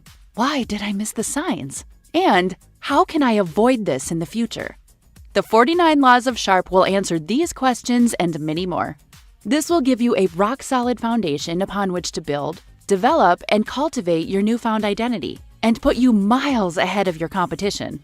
Most men have never had access to this valuable information, let alone understand and apply it. But the 49 Laws of Sharpe will give you an unfair advantage over men and women. This treasure trove of valuable knowledge is available in audio, video, ebook, and paperback. Next, supplement your newly acquired foundational knowledge, supercharge your dating life with Donovan's 25-hour course, How to Master the Game. How to Master the Game will teach you the ins and outs of the player life, overcoming approach anxiety, identifying women who you want to approach, text game, first date principles and logistics, avoiding the friend zone, and so much more will be covered extensively. Also included are the bonus podcasts that will cover how to dress, Tinder game, and much more. Put simply, How to Master the Game will turn you into a stone-cold assassin with the ladies. Available in video and audio format. If you're not the kind of guy who wants to live the bachelor life, or you've had your fill of the player life and are looking for something a little more fulfilling, How to Build a Quality Woman from the Ground Up is a must. Donovan's 5-part, 7-hour audio course will show you step-by-step how to find, cultivate, and sustain a solid, healthy relationship. Everything from selecting the right woman, to coaching and correction, to what to do between the sheets. How to Build a Quality Woman from the Ground Up will guide you through the entire process of building the kind of woman you want and need. The strategies and techniques in this course are exactly what Donovan does in his own relationship to this day. And he is living proof that women can be beneficial to men provided they have the right instruction. And finally, the ultimate weapon all men are looking for in terms of being able to read and understand women, Donovan Sharpe's revolutionary, one-of-a-kind course that has been called the Cheat Code, Womanese. Womanese is the first and only course of its kind that gives men the raw and honest truth about what women really mean when they communicate verbally. Womanese translates female communication with shocking accuracy and has changed the dating lives and relationships of men the world over. So many men have avoided disaster because of the preciseness and sheer volume of material in this course, which contains over 600 translations. How cool would it be to be able to see through a woman's BS and act accordingly right then and there, rather than getting blindsided when it's too late? What would it be like to have the ability to read a woman like a book based only on what she says? These abilities will be at your disposal with Womanese. Women won't be able to lie to you, cheat on you, deceive you, or take advantage of you. The time and money you'll save pays for the course almost immediately. Womanese is available in video, audio, ebook, and paperback format, and can be purchased one volume at a time or all at once. Men in his community often state that the best investment a man can make is in himself. Donovan's extensive educational materials will take your life to the next level. And the only place you can get this life-changing knowledge is tsracademy.com. Link in description. Always trying to say I shouldn't be with that chick. The real reason why is cause you want that bitch, but you ain't never been her type. So they always wanna hate, guess I'm doing something right. You're telling me I broke, dude, what's new? Having money never gonna lay you on top of that. All these gold diggers gonna take you. Welcome back to the 982nd edition of TSR Live. 992nd edition. We are 8 shows away. We are 8 shows away from episode 1000. Very, very much looking forward to that. I don't know when that's going to be, but I do have something. You know, I guess special-ish planned for it. It'll be it is what it is. Again, guys, don't forget. Do not forget that at the conclusion of this live stream, I will be continuing my live stream and my live breakdown of the dating show Married at First Sight. Married at First Sight. Let me see here. There it is. I'm going to go ahead and put it in. I'm going to put the link in the chat right now. I'm going to pin it. Actually, I have to pin it a couple of times. I get that heart out of here. There we go. I'm not live over there yet. Like I said, I was running a little bit behind on time. Let me answer some of these questions here before we move on.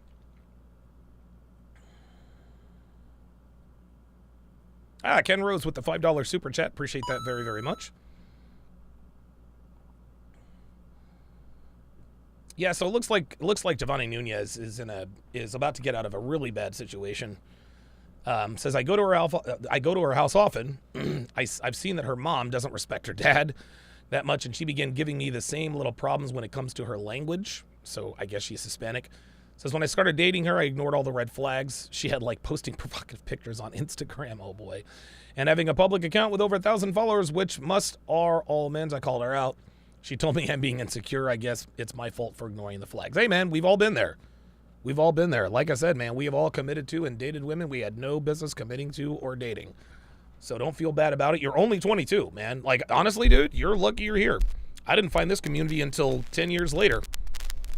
I found the Red Pill community at 32, so it's good that you're here. It's good that you're here.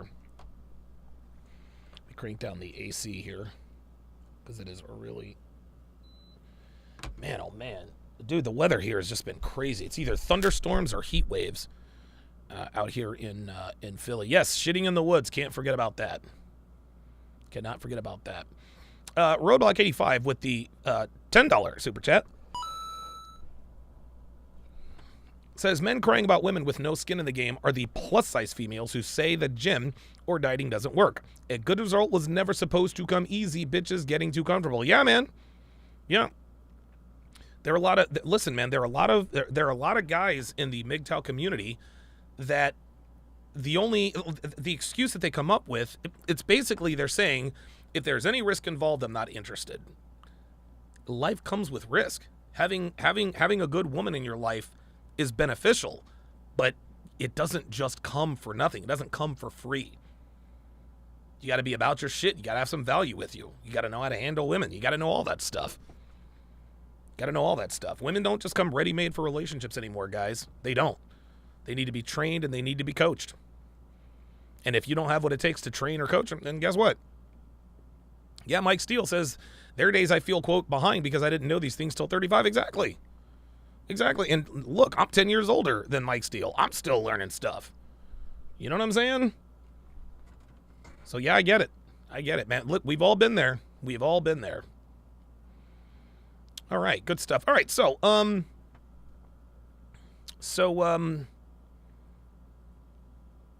we go. So now I'm going to talk about the difference between short-term value and long-term value. Basically, sexual market value versus relationship market value. Now, I'll tell you guys a quick story that I think applies directly to this. Me personally, you guys know, I've been in the sales business, right?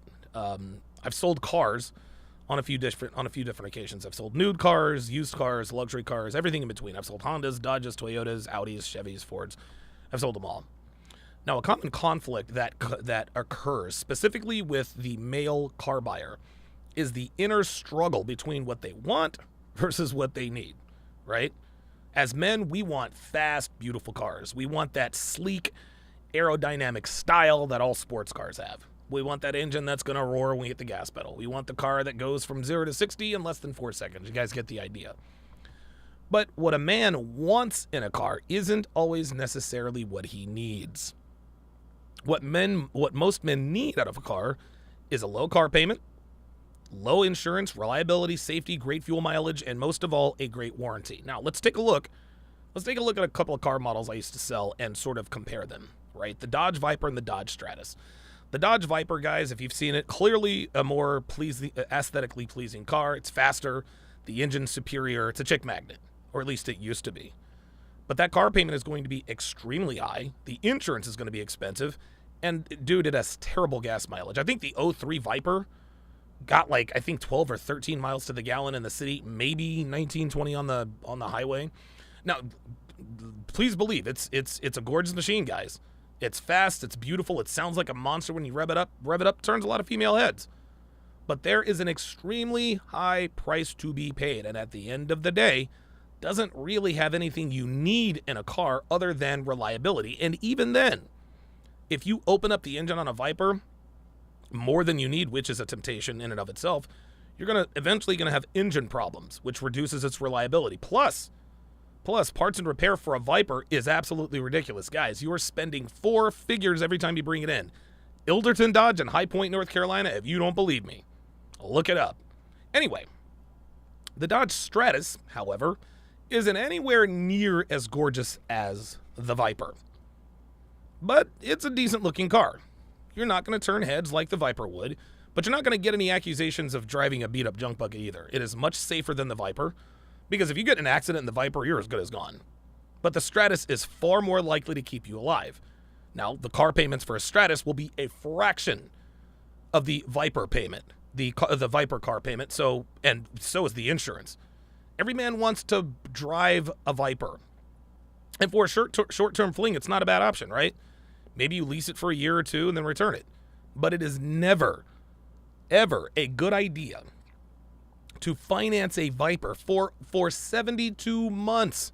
And plenty of men have made that mistake, much to my benefit. A Dodge Viper is not a viable long-term option, guys. The smarter choice is the Stratus. It is much better for us in the long run. You'll have the car paid off before the warranty runs out. You'll save thousands of dollars in insurance payments. It's far more reliable, and it doesn't cost that much to repair, if even you have to do that, so long as you keep the regularly scheduled maintenance. Gentlemen, cars are like women. Yep, I said it. Cars are like women. Yeah, we all want the hot wife. We all want the hot girlfriend. But the truth of the matter is that most of them are not good for long-term relationships.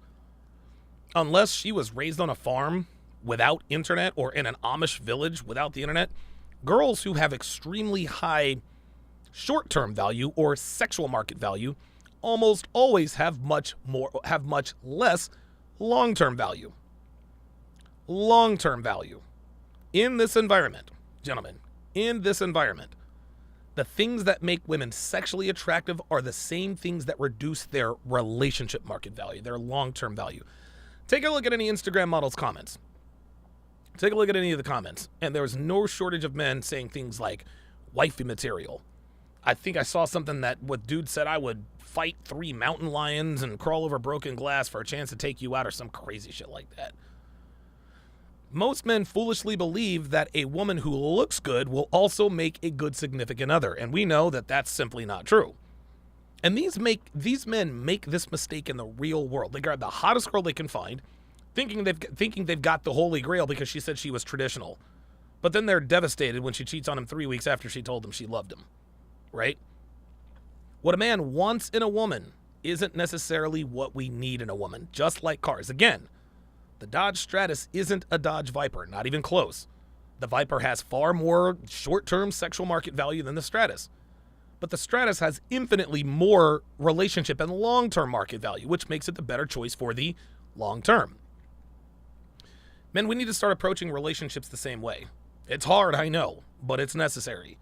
And the way to put yourself in an advantageous position in terms of making the right decision on which women you will potentially commit to starts with distinguishing the difference between sexual market value and relationship market value. Let's go over a few of them here. Let's go over a few of those distances here. There we go. So the first one. So we're going to distinguish the difference between sexual market value, short-term value, and relationship market value, long-term value. Now, number one is obvious. Number one is attractiveness. Okay. Obviously, she has to be attractive. She got to be fuckable, right? If she's not, we're not interested. And I'm not talking, and again, when I say attractiveness, this just means she has to be mildly sexually attractive. Is this the kind of woman you could see yourself having sex with every day? Right? And this is where porn addiction and Instagram model addiction really kind of fucks men's minds up. Because pornography is quite literally just exaggerated sexual intercourse, right? You got these guys with these huge dongs plowing these, 87, 85 pound, spinners, them acting like they have the time of their lives when they got to go to the hospital afterwards because they ripped something, right? That's really all porn is. Instagram, all these Instagram models, guys, like you're falling in love with filters. You're falling in love with filters, man. If you ever meet an Instagram model in real life, you'll probably see that she looks nothing like her pictures. It is what it is. But here is one of the hard truths that you need to understand. You must sacrifice looks for a good long-term relationship. Let me repeat that. One of the many sacrifices you need to make as a man when selecting a woman to vet and train, you're going to have to sacrifice from looks. Look, every man dreams of marrying a 9 or a 10 or having a relationship with a 9 or a 10. But guys, I'm here to tell you, 8s, 9s, and 10s are community property. They belong to the game. I talked about this way back in episode 37. And the more and more of them these days work in the sex trade to varying degrees. Right? They're cam girls, Instagram models. They're charging $5 to show their nipples. Cocktail waitresses, escorts, strippers, prostitutes, OnlyFans girls. Right? All the way up to porn stars, which is literally prostitution with a W-2 form. Think of this, guys. Think about this. Think of this. Think of all the amateur porn that's out there where you don't necessarily see the face or you don't recognize the actors or actresses, right? There's always that random ass amateur porn, right? A lot of these girls, a lot of these super attractive girls have done amateur porn once or twice. But because their faces are rarely seen or they only do just a few scenes, most men don't recognize them. And guys, oh my God, I have been around so, you can ask Certain this. He will definitely verify this. I've been around so many strippers and cocktail waitresses who just freely admitted, yeah, I did some amateur porn. Wait, say what? Yeah, it was just like 2 or 3 videos. But you can never find them. But they're there. Something else to note is that 9s and 10s, gentlemen, they only have sex with the highest value men. By the time she's done on the carousel, guys, she ain't settling. If she does, she's bored and still looking for the alphas who she used to fuck. Guys, that is when and why they cheat. 9s and 10s are useless because they've never had to be useful. This is why hot girls are useless. They get everything just for looking good. They get attention, dinners, drinks, bills paid, rent paid, car payment paid. They're sugar. Dude, why learn anything else? Why learn anything else? Let's take Devin as an example. On a scale of 1 to 10, what am I going to give Dev? On a scale of 1 to 10, I'd give her a 6. She's clearly above average. And again, 5 is average. Most girls fall between 4 and 6. Most girls fall between, 4 and 6. And there are a lot of 4s and 6s that look like 8s, 9s, and 10s because of Instagram filters. But I digress, right? Devin is a 6 in the face on her worst day. Probably a 6.5. Probably a 6.5 on her best day, right? Like, I'm very fortunate. Devin doesn't really look too much different without her makeup on. Like, you ever seen girls who you don't recognize when they don't have makeup on? Like, whoa, who are you? My name is Christy. Whoa, what the fuck? No, like, Devin she looks better with makeup on. There's no doubt about it. That's why girls wear it. But she doesn't cake so much on to where you just can't recognize her, right? So she's attractive enough and you guys have seen what she looks like. Hold on, I'll actually, so here's a picture of what Dev looks like with makeup on. Give me a second here. And yeah, my voice is getting a little bit better. So so this is what Devin looks like when she's, nice and made up. I mean, listen, we'll get up, and guys, this isn't a filter. This is just a picture from our podcast. That's all this is. That's what she looks like That's what she looks like without any makeup on. Or that's what she looks like with makeup on. So I'll give her, hey, I ain't mad at that. Let me just make sure that there we go. There we go. Now, she's a 6. Let's call, you know what? I'll do this. I'll put it to you this way. I'll give Devin a 5 in the face on her worst day. Kevin Samuel's standard was, hey, fresh face out of the shower, scale of 1 to 10. What do you look like? I've seen Devin fresh face out of the shower plenty of times. Her body's her face is a 5, 5.5 out of the shower, which is good. But dude, her body's an 8, y'all. Her body's an 8, and there ain't no doubt about it. A lot of guys used to make fun of the fact that I called Devin's body an 8. They're like, dude, Devin's body's not an 8, because of course you know who wanted to use that distorted picture as a way to depict her.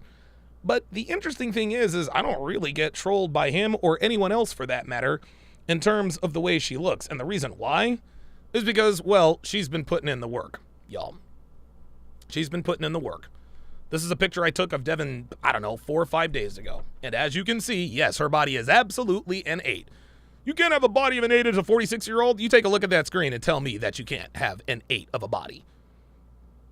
Just look at that screen. And guys, these aren't, there are no filters. These are fresh. Dude, I took these pictures right from the bathroom. Boom, boom, boom. And again, pardon the mess on the floor. Pardon me. Right?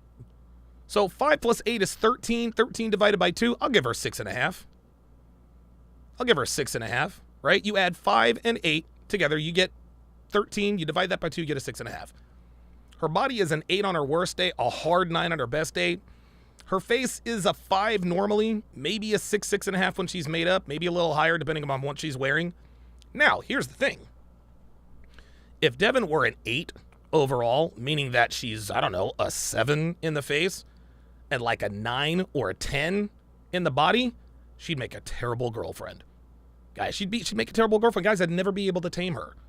I'd never be able to tame her. And guys, look, it was tough enough as it was.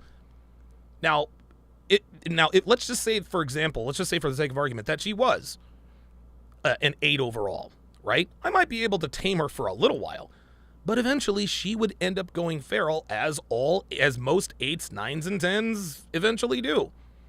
Even though she is just a 6, 6.5, guys, everybody looks at her when we're out.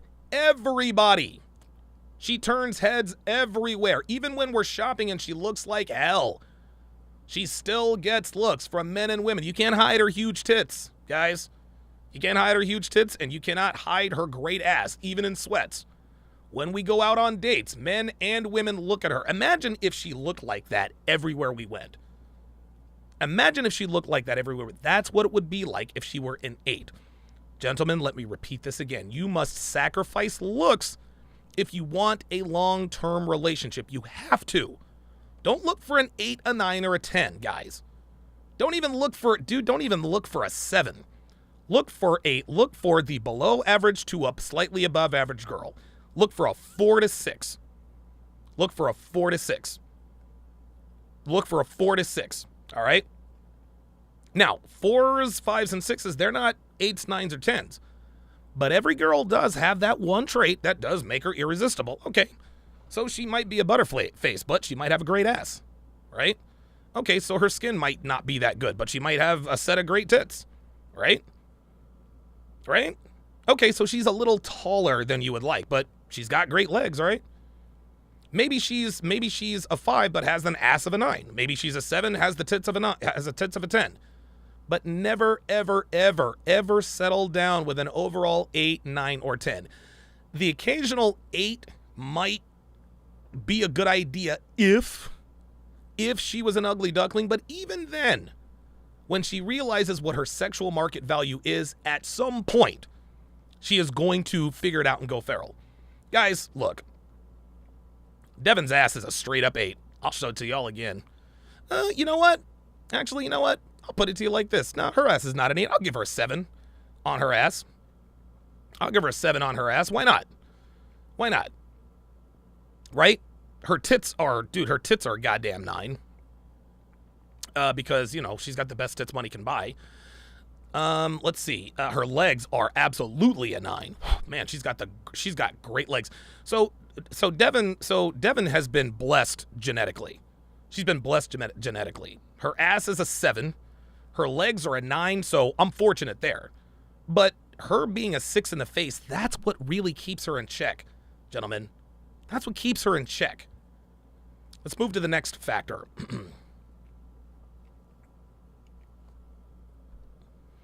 The way she dresses. Now, girls who have very extremely high short-term value, sexual market value, they tend to dress hot everywhere. They dress hot wherever they go. They got to be made up. It just doesn't matter. This is just how they are, guys. Any reflective surface they can find, they're checking themselves out in it or on it. There is a reason for that, because they know that because they know that their looks are the key. Without their looks, they know they don't have anything else going for them. And like I said, hot girls are useless because they've never really had to be useful. So the high sexual market value girl, the short-term girl, looks good in everything. She looks good at everything. She shows cleavage at work. She even shows cleavage at church if she goes. Right?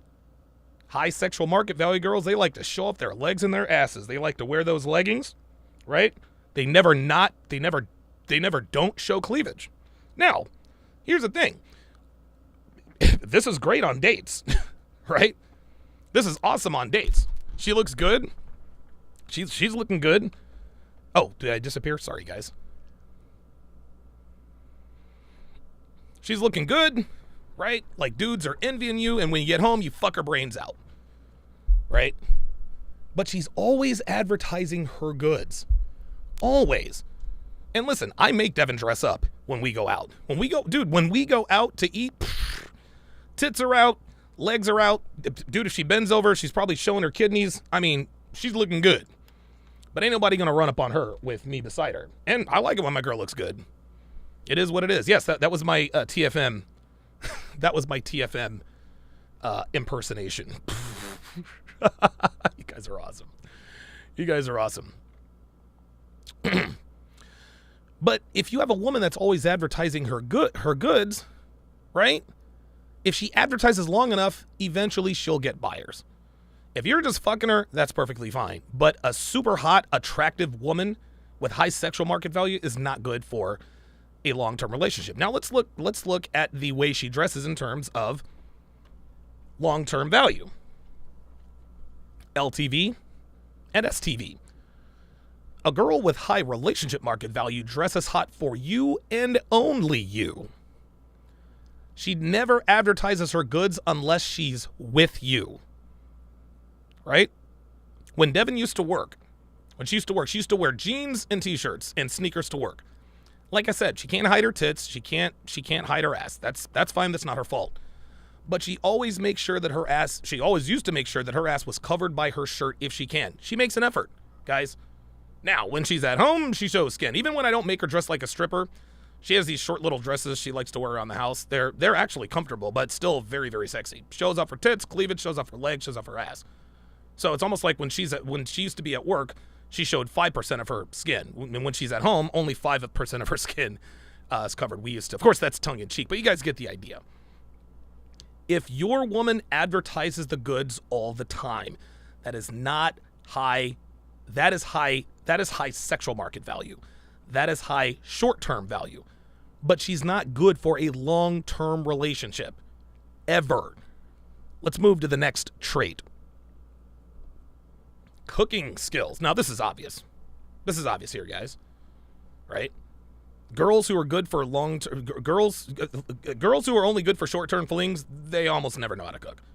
Now, some do have remedial skills, you know. They can make grilled cheese. And even that's not that easy. They can microwave soup, PB&J, just basic shit.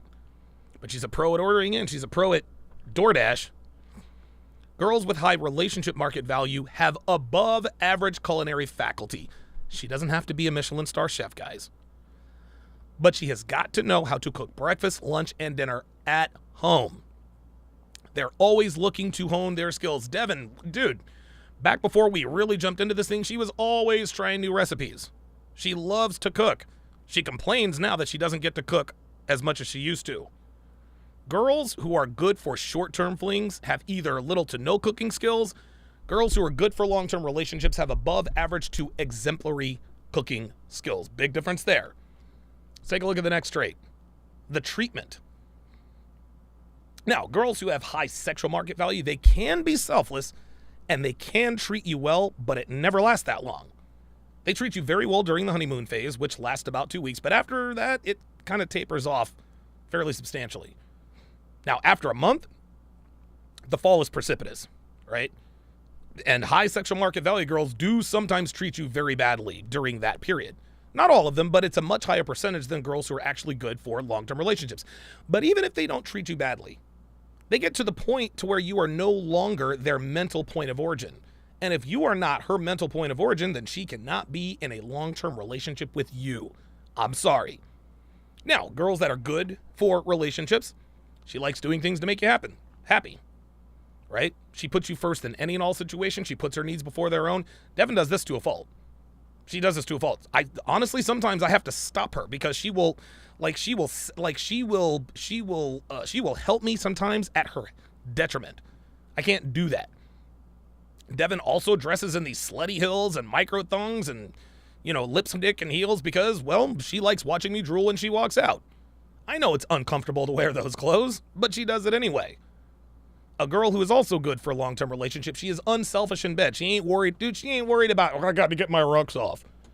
Bitch, you get everything in life. And you want orgasms too? Nah, man. High relationship market value girls, she sucks your cock. She swallows your load. She doesn't bitch and moan about not getting orgasms, right? Girls who are good for relationships don't care about her own needs in bed. She understands that a woman's satisfaction is tied to your satisfaction. I've told this story many times. I'll tell it again. I was banging this one girl in Vegas. Her name was Michelle, right? She used to be a line cook at a popular restaurant out there, right? And we had hooked up a few times, but she sent me a text message. I actually probably should have had it up here. She sent me a text message essentially breaking up with, here we are right here. How about that? Jesus. I'm going to tell you what, man. I do complain a lot about Apples and Macs. But that's just me being a baby. With me, I'm just being a brat at that point.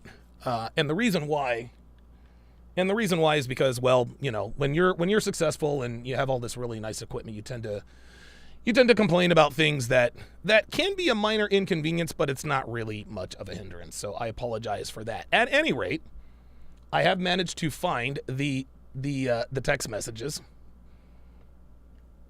So her name is Michelle, and like I said, we had hooked up a few times. And so I thought things were going well, right? So she tried to call me, and this was from, Jesus Christ. Oh, you guys can see. Look, they're even time-stamped. Look at this. They are even time-stamped. Wow, look at that. This is actually when I was in Reno. This was in Reno. This is when I lived in Reno, guys. Wow, holy shit, it's been that long. Damn. So this is when I lived in Reno. So I hooked up with this. This is a funny story, actually. So I moved to Las Vegas. Or I moved from Las Vegas. Pardon me, September 14th. Hang on a second. Yeah, sorry about that. So I moved to Reno. I moved to Reno in September of 2016. And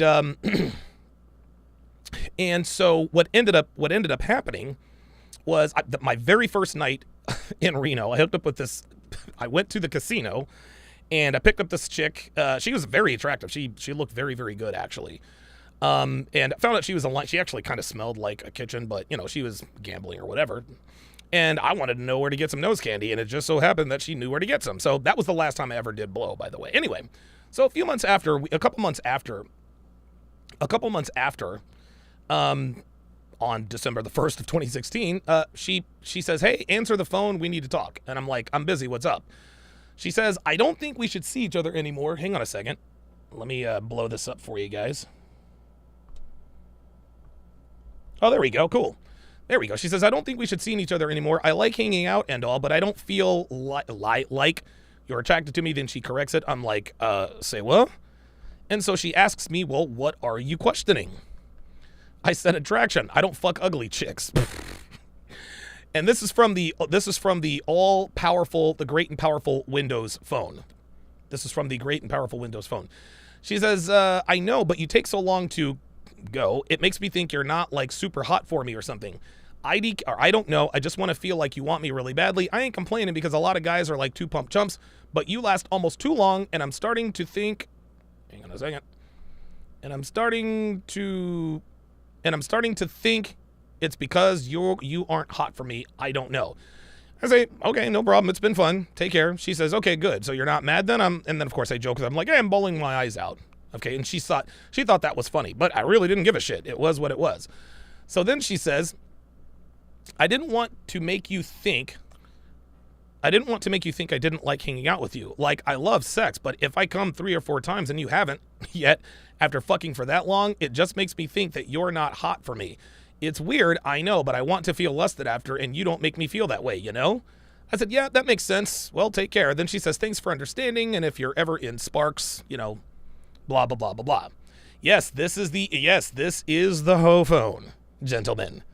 This is the hoe phone. The legendary, dude, one of these days, oh, so anyway, here we go.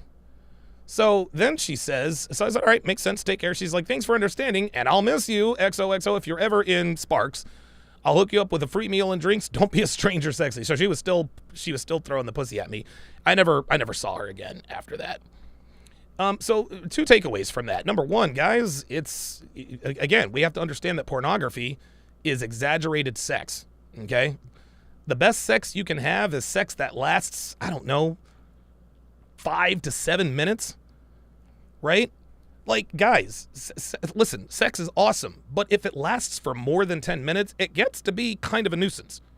Like, see these 45-minute porn clips. Guys, girls don't like that. They don't like that. What they don't show on the porn is them having to take a drink of water or having to, apply, some sort of lube or moisturizer to the woman's vagina because it's just not producing anymore because they've been fucking for so long. No. Girls don't like to be pounded out. They don't want cervix-crushing sex for 8 hours a day. That's not what they want. No. They want it to be intense. They want it to be passionate. They don't want it to be an hour fucking long. So just keep that in mind. Size of the sword, motion in the ocean type deal. Okay, so let's move on to the next trait here.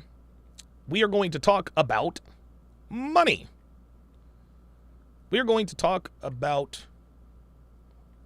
Oh, wait a minute. No. We were still on the other one. Sorry, guys. I do apologize. Hang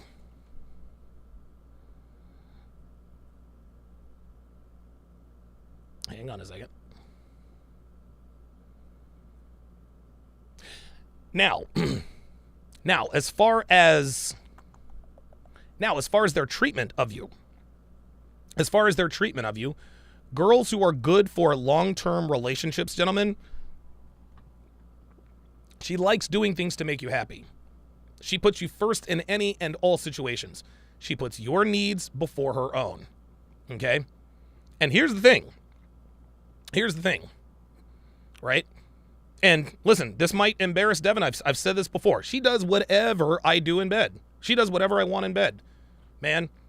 And if a girl really likes you, she'll do whatever you want. She'll take it in the ass. Guys, anal sex is uncomfortable at best, painful at worst. Swallowing cum is not a turn on for most women. It's warm, sticky, slimy, and I'm told it doesn't taste very good depending upon a man's diet. It can taste bad. But the reason she does it is because she wants to please you. She's not selfish. Now, she's not going to do this for just anybody, guys. She's not just going to do this because you have a dick and you're fucking her. No, you need to be what she wants and needs. She has to want to be unselfish, and women only want to be unselfish to masculine, dominant men, not beta bitch boys. If you're the right kind of man, high value, etc., she'll be unselfish, and unselfish women make the best girlfriends and wives. It may taper off a little bit because they are human, but they do keep it up. Now let's talk about money. Money, money, money, money, money. Money, money, money, money, money. Look, man, girls who are super hot, high sexual market value girls, they spend money without even thinking. Mostly because it's probably somebody else's or that they don't value the money they've earned themselves, right? Hot girls, they think money grows on trees and their behavior reflects it. You guys got to remember, these girls are used to having their bills paid and they think it's always going to be that way. So they don't have a real world concept of actual money and saving it, right? Super hot girls usually shop brands rather than value. They got to keep up appearances, right? They think that brand name increases sexual market value. Oh, look, I have a Coach bag, Versace glasses, and Prada shoes. I am so fuckable. High sexual market value girls, they don't spend money frugally. Again, this isn't bad if you're just fucking her. But this takes her out of the running for a long-term relationship because you just can't afford her.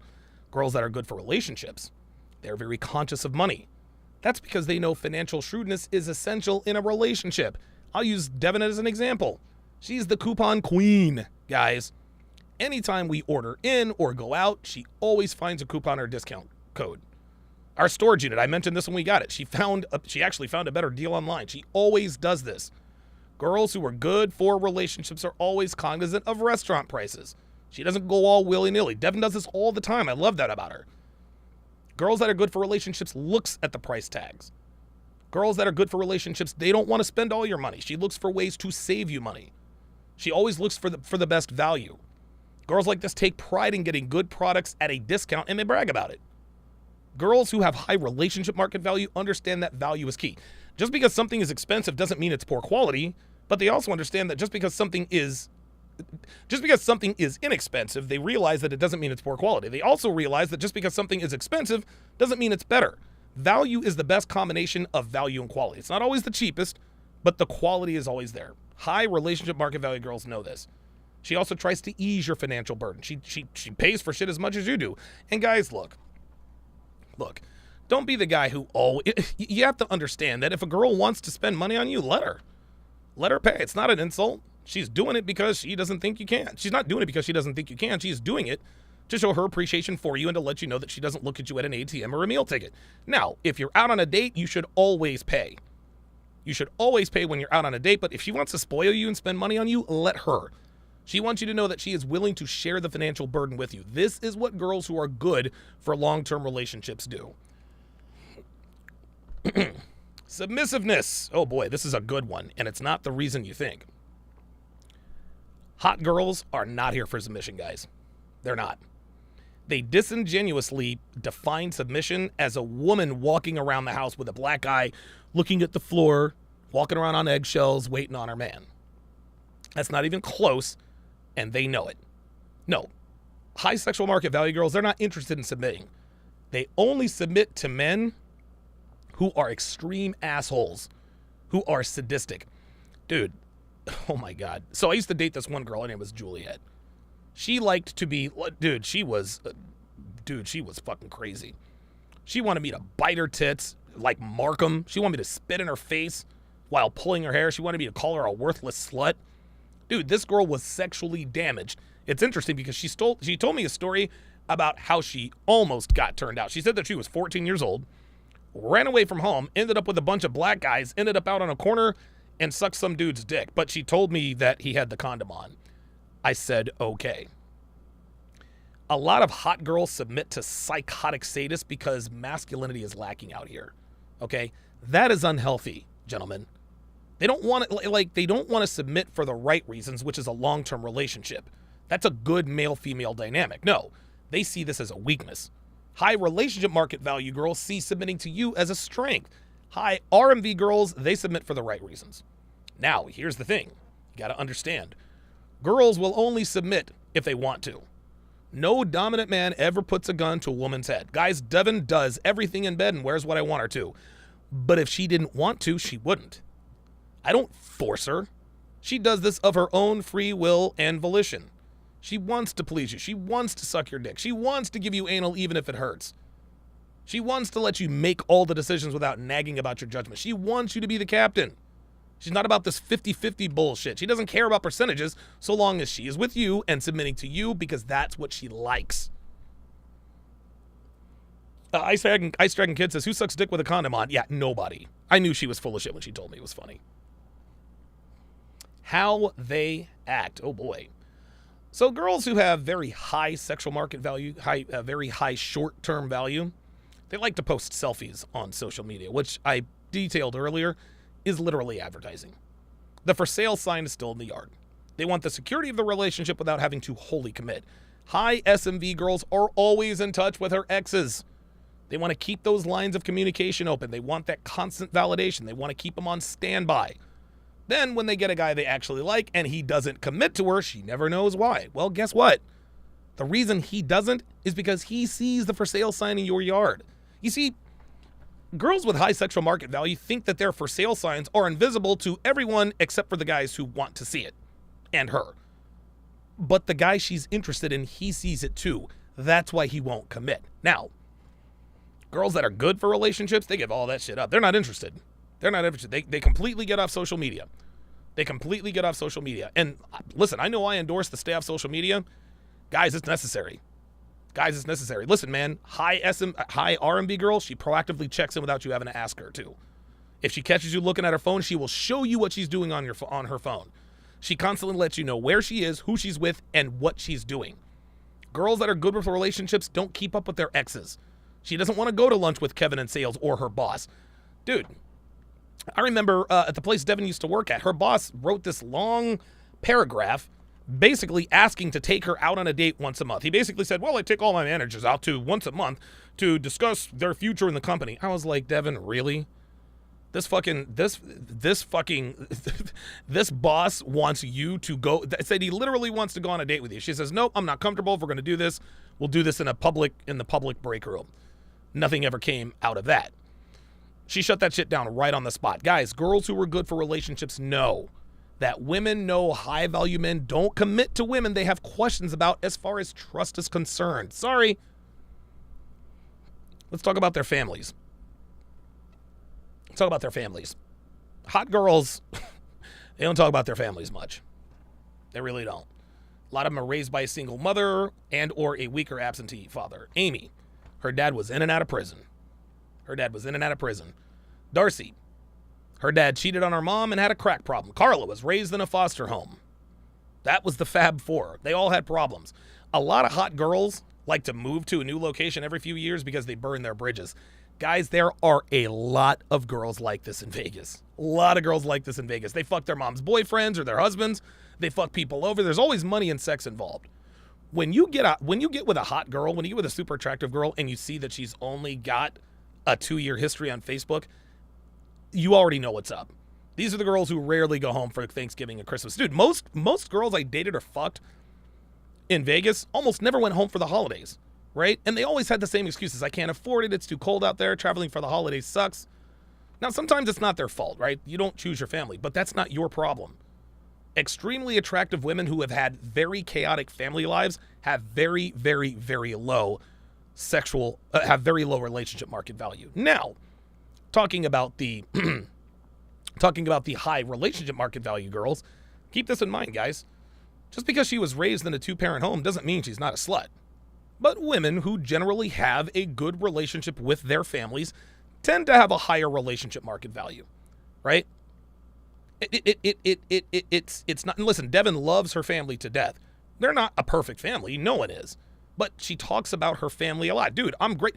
A lot of you guys that were out at the Fresh and Fit 1 million yacht party, when the Fresh and Fit crew were doing the whole get together out in Miami, fucking Devin's brother came out of nowhere. He's like, dude, what are you doing here? I couldn't believe it. Dad loves me, mom loves me, etc., etc. By the same token, just because she was raised by a single mother doesn't mean that she'll make a bad girlfriend or wife. Now, she'll be harder to train, but if she's willing to do it, she'll do it. High RMV girl, she talks to her family on the regular. She gets updates. She tells stories about her family. Devin has a great relationship with her family. I've visited them several times. They're cool people, man. Now, this is kind of an atypical situation.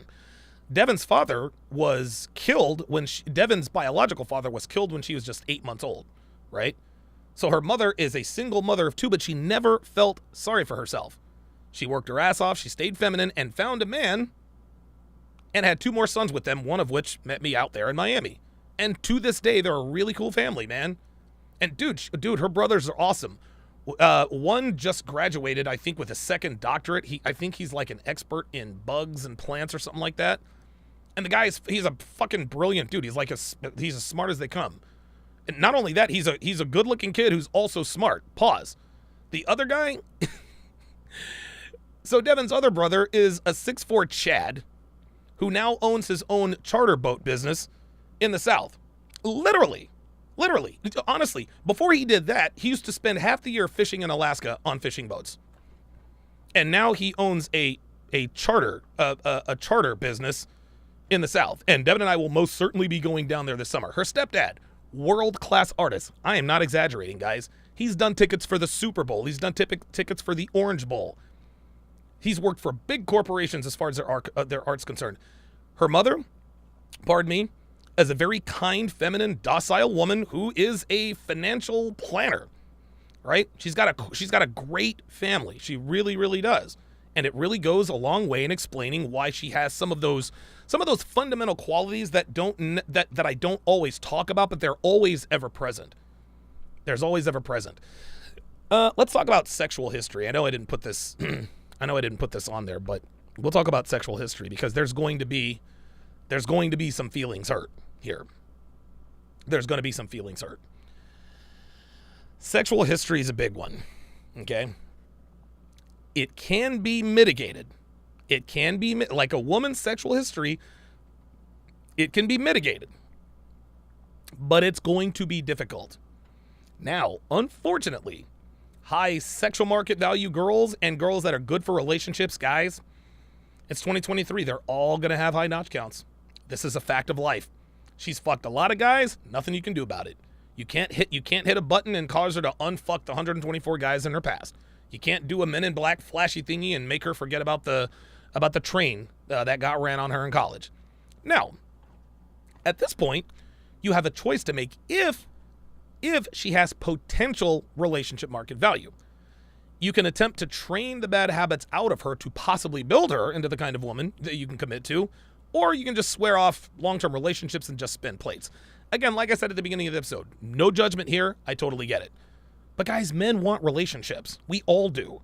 And if you make that choice, it's going to be hard. High notch counts are very, very difficult to overcome. And guys, Devin's no snowflake.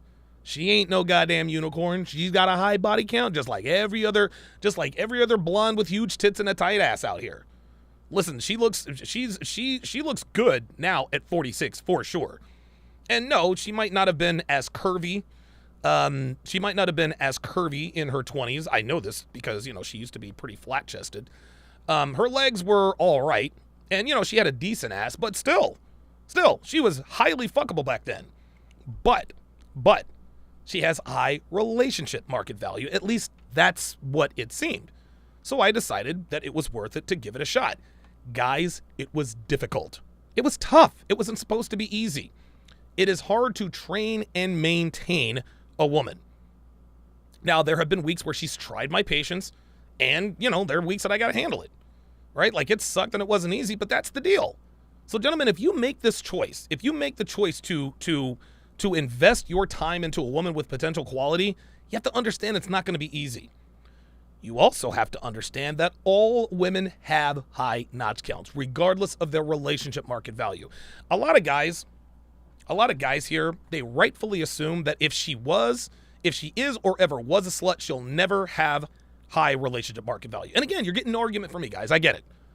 But if you happen to meet a woman that you think could have potential and you possess the knowledge, the leadership skills, the persistency, the patience, and the wherewithal to mold a woman into what you want and need her to be, and you're ready to give up the player life, then you owe it to yourself to at least give it a try. Guys, look, I met Devin during a transitional period in my life, right? I wasn't looking for her, right?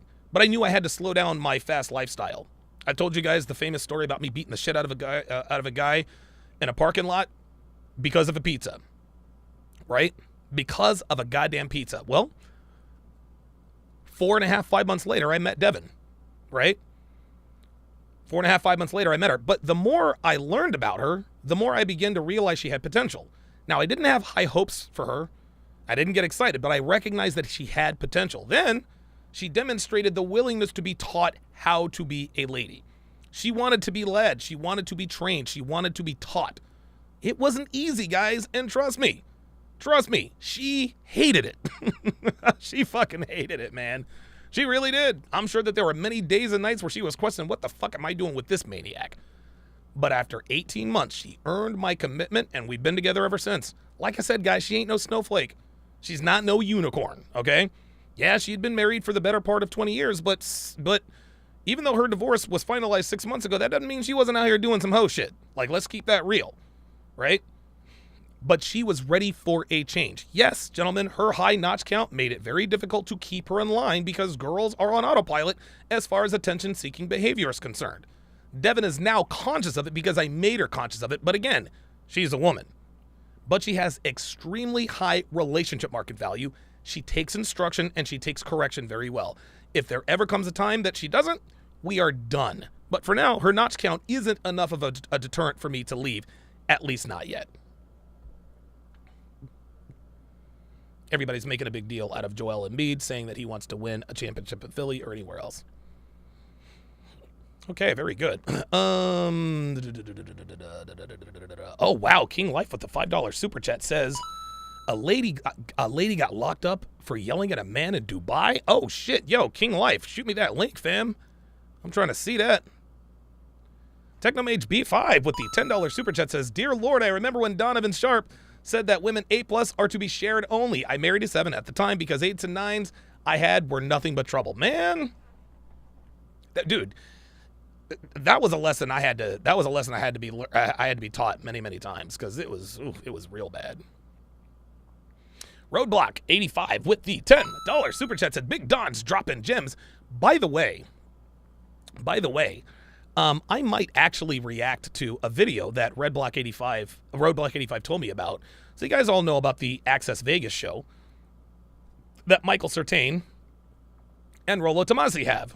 Well, guess who else lives in Vegas? That's right, Jenny from the block, who a couple of years ago called me a nigga on the air. That was on TLA's. So I might actually check it out. Apparently she's a lot more subdued, kind of the way Guste Janis was much more subdued when she was on Saucecast, because these bitches now know what the fuck is up. But yeah, I think I'm definitely gonna check that out. Let's see. The Level Up Man says, even I spent 2 years wondering if there's. Oh, my bad. Oh, damn, that was fast. Appreciate that. So let's check this shit out. Oh, my God. Of course she was a black woman. Oh, my God. Oh, wow. Oh, my God. Oh, boy. Oh, this ill. Boy, oh, boy, oh, boy. Yo, this is on World Star. Yo, I'm in. Oh, by the way, guys. An added bonus that I'm going to start doing right before my dating show breakdowns is I'm going to be reacting to videos when women put their hands on men and it's instant regret. I'll just keep it at that. All right, I'm going to take a little bit of a chance here because I don't know exactly what is in this video. But let's check it out. Now, this is a black woman, so I'm going to have to turn this down a little bit because I know her ass going to be loud as fuck. See, this is what happens. This is what happens when sisters go overseas and start acting a goddamn fool. On Fox, the last 2 months are described as terrifying for a Houston woman who we're told is being detained in Dubai. Fox 26's Domly Keith joining us live near downtown Houston with why she's being held. Domly.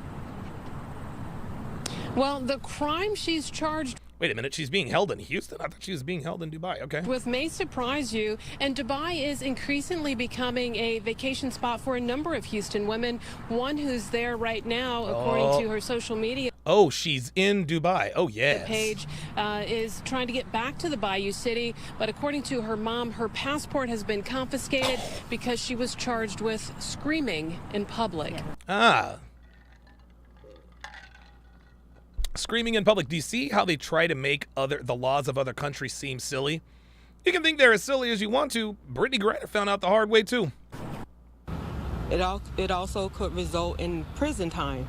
So it's very scary. The trip turned terrifying for Tiara Young Allen when her mom says she was a passenger in a friend's rental car and they got into an accident there in Dubai. Tina Baxter says when her daughter went to the company to retrieve her ID, credit card, and other items left in the rental, Baxter says it did not go well. She found out that she could only receive those items if she paid an undisclosed amount of money. Okay, and? She dealt with a very aggressive individual, a young man there who was screaming at her. No, here we go. Stop the cap. Dude, you already know that cap. People, listen, guys. Listen, I've never been to Dubai, but I know people who have been there, right? People in, like, Dubai is like, it's the best kept secret in the world. Probably one of the most expensive places to live in the world, but there is no safer place on earth. The crime there is so low, it's non-existent. There's a reason for that. And this bitch found out why. Says her 29-year-old daughter ultimately yelled back. Oh my God. Please. Oh my goodness. Oh my God. An undisclosed amount of money. Oh my God. She dealt with a very aggressive individual. With. Use your teeth and your tongue, sweetie. It's not with, it's with. A young man there who was screaming at her. Baxter. Did you see how she paused screaming at her? What she's leaving out is that her daughter most definitely started this. Says her 29-year-old. And now we see this bitch. And now we see this bitch has long green hair.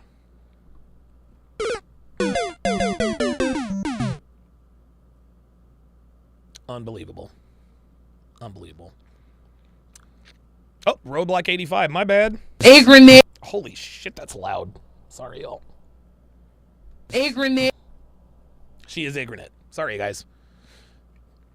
Right out the bat. Right off the bat. You can already tell this woman is trouble.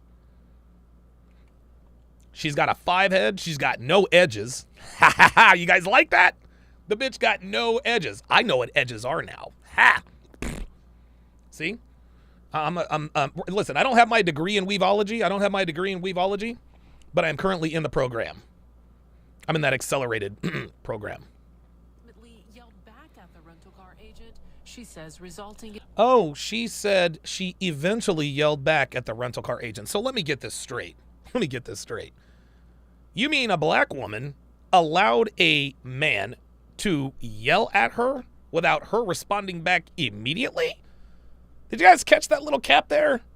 You guys catch that? Let's rewind that. Let's rewind that. So these bitches are trying to make us sound like it was the guy who got loud with her first, and finally, Miss Baxter just couldn't take it anymore, and finally fired back. Watch. Individual, a young man there who was screaming at her. Baxter says her 29-year-old daughter ultimately yelled back at the rental car. Ultimately yelled back? This bitch ultimately yelled back? No. I would bet my life on the fact that this bitch got loud first. This is all cap.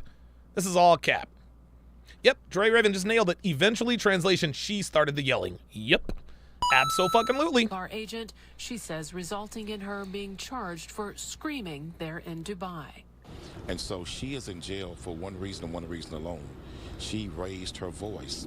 In that country, a female is not even allowed to raise her voice. That's correct, Minister Quanell X. See, this is... Let me. If she raises her voice, it's punishable by jail time.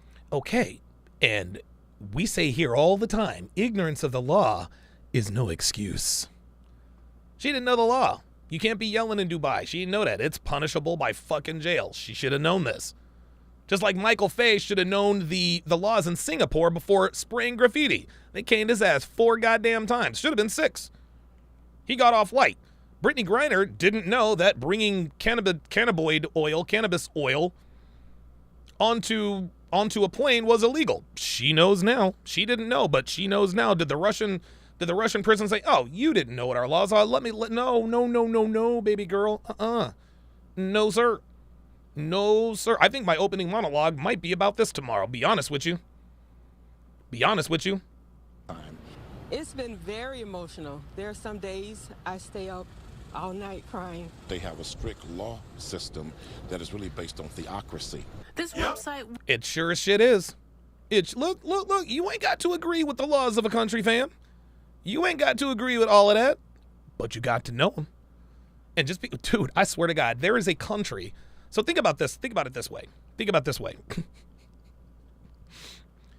There is a country in existence that puts black women in jail for getting loud. Don fucking DeMarco. Don DeMarco. Yeah, this is gonna be tomorrow's topic. And I'm gonna be taking calls on this too. Warns, quote, laws and customs are very different, so be aware of your actions to ensure they don't offend while in United Arab Emirates. Oh, well, there we go. There it is. There's the warning. There's the warning. And again, it says UAE laws and customs are very different to those in the UK. Be aware of your actions to ensure that they don't offend, especially during the holy month of Ramadan, or if you intend to visit religious areas. There may be serious penalties for doing something that might not be illegal in the UK. You are strongly advised to familiarize yourself with and respect local laws and customs.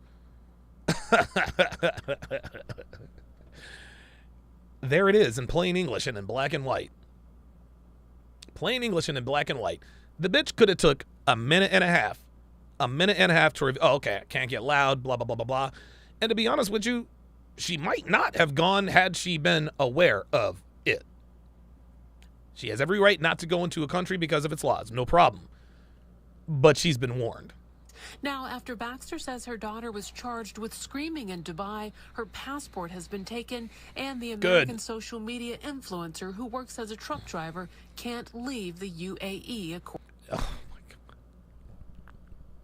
Did this bitch really just say the social media influencer who works as a truck driver? No.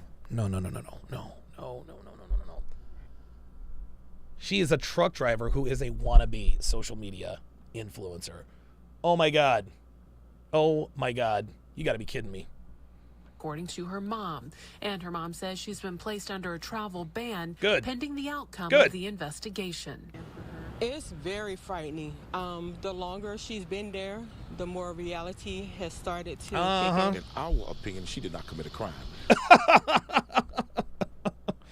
Quintilius X, it don't matter what your opinion is, bruh. It don't matter what your opinion is, fam. You can say, well, I don't think she broke the law. Okay, that's fine. And to be honest with you, I agree. She didn't break any laws, any American laws. But it don't matter what your opinion is, bruh. Oh, you know, Quantus or Quilinius X, in his opinion, she didn't break a law. Yeah, let's just go ahead and release her. Nope, not happening. Not happening. Dude, I am so glad that the world is being put on notice about how trashy, vile, and low quality American black women are. First, there was that chick out in Jamaica. There's a chick out in Jamaica who has an Airbnb. She says, no more American black people allowed. Wholeheartedly agreed with that. We're entitled, we're spoiled, blah, blah, blah. Dude, go to my video, The Lost City of Atlanta. Dude, story after story about black people ruining everything they go to. When you let black, and I'm gonna tell you what. When you introduce the wrong element of people, especially niggas, into a community, property value goes down. We live in a beautiful gated community. Dude, we have this beautiful 2-story townhouse. We've got this awesome garage. I mean, dude, everything is gated, guarded, blah, blah, blah, blah, blah. They recently just started gentrifying the Camden area. And for those of you guys who are unfamiliar with Camden, Devin and I live in Cherry Hill. It's a suburb of, more or less a suburb of Philadelphia. The Bend is 3 minutes that way. I could be in Philly in 7 minutes, right? But they are gentrifying Camden, New Jersey. And for those of you who aren't familiar with Camden, not a very good area. Camden is the hood. It is West Philadelphia times about 50. Niggas everywhere. Shootings all the time. All the time. Camden, New Jersey. So, like most areas, I used to live in Durham, North Carolina. The year I moved there in 94, Durham, North Carolina was the murder capital of the United States. Today, it could not be any more different. Durham, the city of Durham is a beautiful, bustling economy. Beautiful, dude. Areas like Few Gardens or Shannon Road. Dude, the South Square Mall was right in the middle of the hood. South Square Mall is done. They leveled that motherfucker. Too much hood shit. Too many hood niggas walking around. Leveled the mall and decided to move it to South Point, where people with actual sense move. What's going on here is that because they're gentrifying Camden, we got Camdenites moving further and further, I want to say west. I don't have a very good sense of direction, but they're moving further into the city of Cherry Hill. Now, all of a sudden, Devin and I will go to the mall. Dude, there are hood niggas everywhere. We see them at the mall. We see them at the gym. And now we're starting to see them around here. Real shit. We got random ass niggas just walking around our community with a fucking phone in their hand. I'm like, what? I pay $4,500 a month to look at that? Seriously? We got niggas pulling up behind a work truck that was here, talking on the phone, playing loud music. I'd actually go out and tell, hey guys, can you keep the music down? Like, I'm trying to work here, right? They ruin everything. Everything, y'all. They ruin everything, and now they're starting to creep in. Devin and I are seriously thinking about breaking our lease early because we got to get out of here. We got to get out of here. Well, it seems that nigga shit doesn't really go on. It seems that nigga shit isn't really tolerated in Dubai. Like, that ain't the case. No. Look, Dubai is not here for the fuckery. You gonna get loud? All right, bet. Gonna put your ass in jail, let your ass cool the fuck off. We're gonna take your passport. Now what? Don't punish women for doing the same thing a man can do in Dubai. It's not fair and it's not right. Well, then take that up with Mr. Dubai, Mr. X. Now, the 29-year-old does now have an attorney there in Dubai, and her mom says she's told that she could face jail time because there is surveillance video of her screaming. Now, we have reached out to the U.S. and the UAE embassies. Will government officials step in and give her assistance? Hell no. Awaiting responses. Reporting live near downtown Houston, I'm Damalie Key. Okay, so we need to keep an eye on this here story.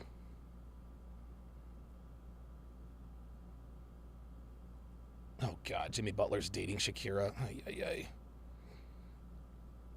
Yes, sir. Oh, yes. Oh, dude, I am absolutely positively going to keep up with this story.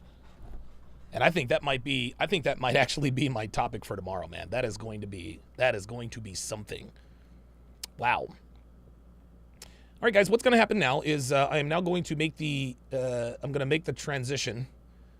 I'm going to do my ending. I'm going to shout you guys out for the last time. Then we're going to head over. Pardon me. Then we're going to head over to. We're going to head on over to Rumble, where I will continue my Married at First Sight breakdown. We are now in season 13. This is going to be episode, I think, 23 or something like that. So, if you guys want to join over there, I have pinned the message in the chat. I am also going to review videos of women getting instant regret for putting their hands on a man. That should be all kinds of and tons of fun. That is going to do it. That is going to do it for this, the 992nd edition of TSR Live. Thank you guys all very, very much for your support, your continued support. I will see you on Rumble. Take care. Looking like a bitch, you dick police. Telling me to dick, get away from me. Your lame ass song, leave me in peace. Always trying to say I shouldn't be with that chick. The real reason why is cause you want that bitch, but you ain't never been her type. So they always wanna hate, guess I'm doing something right. You're telling me I'm broke, dude, what's new? Having money never gonna lay you. On top of that, all these gold diggers gonna take you and break you, monetarily rape you. Oh, they love it when I talk my shit. It's why these simp dudes stay policing my dick. If they can have it, nobody can. Y'all be acting more like bitches than a man. Damn, you be fighting over chicks trying to throw hands. They don't even know they going outside. Yeah, how Lord now ready to attack. The thirst is real with this one, goddamn. He don't get none, he the dick police. Looking like a bitch, he the dick police. Telling me to dick, get away from me. Your lame ass song, leave me in peace. He don't get none, he the dick police. Looking like a bitch, he the dick police. Telling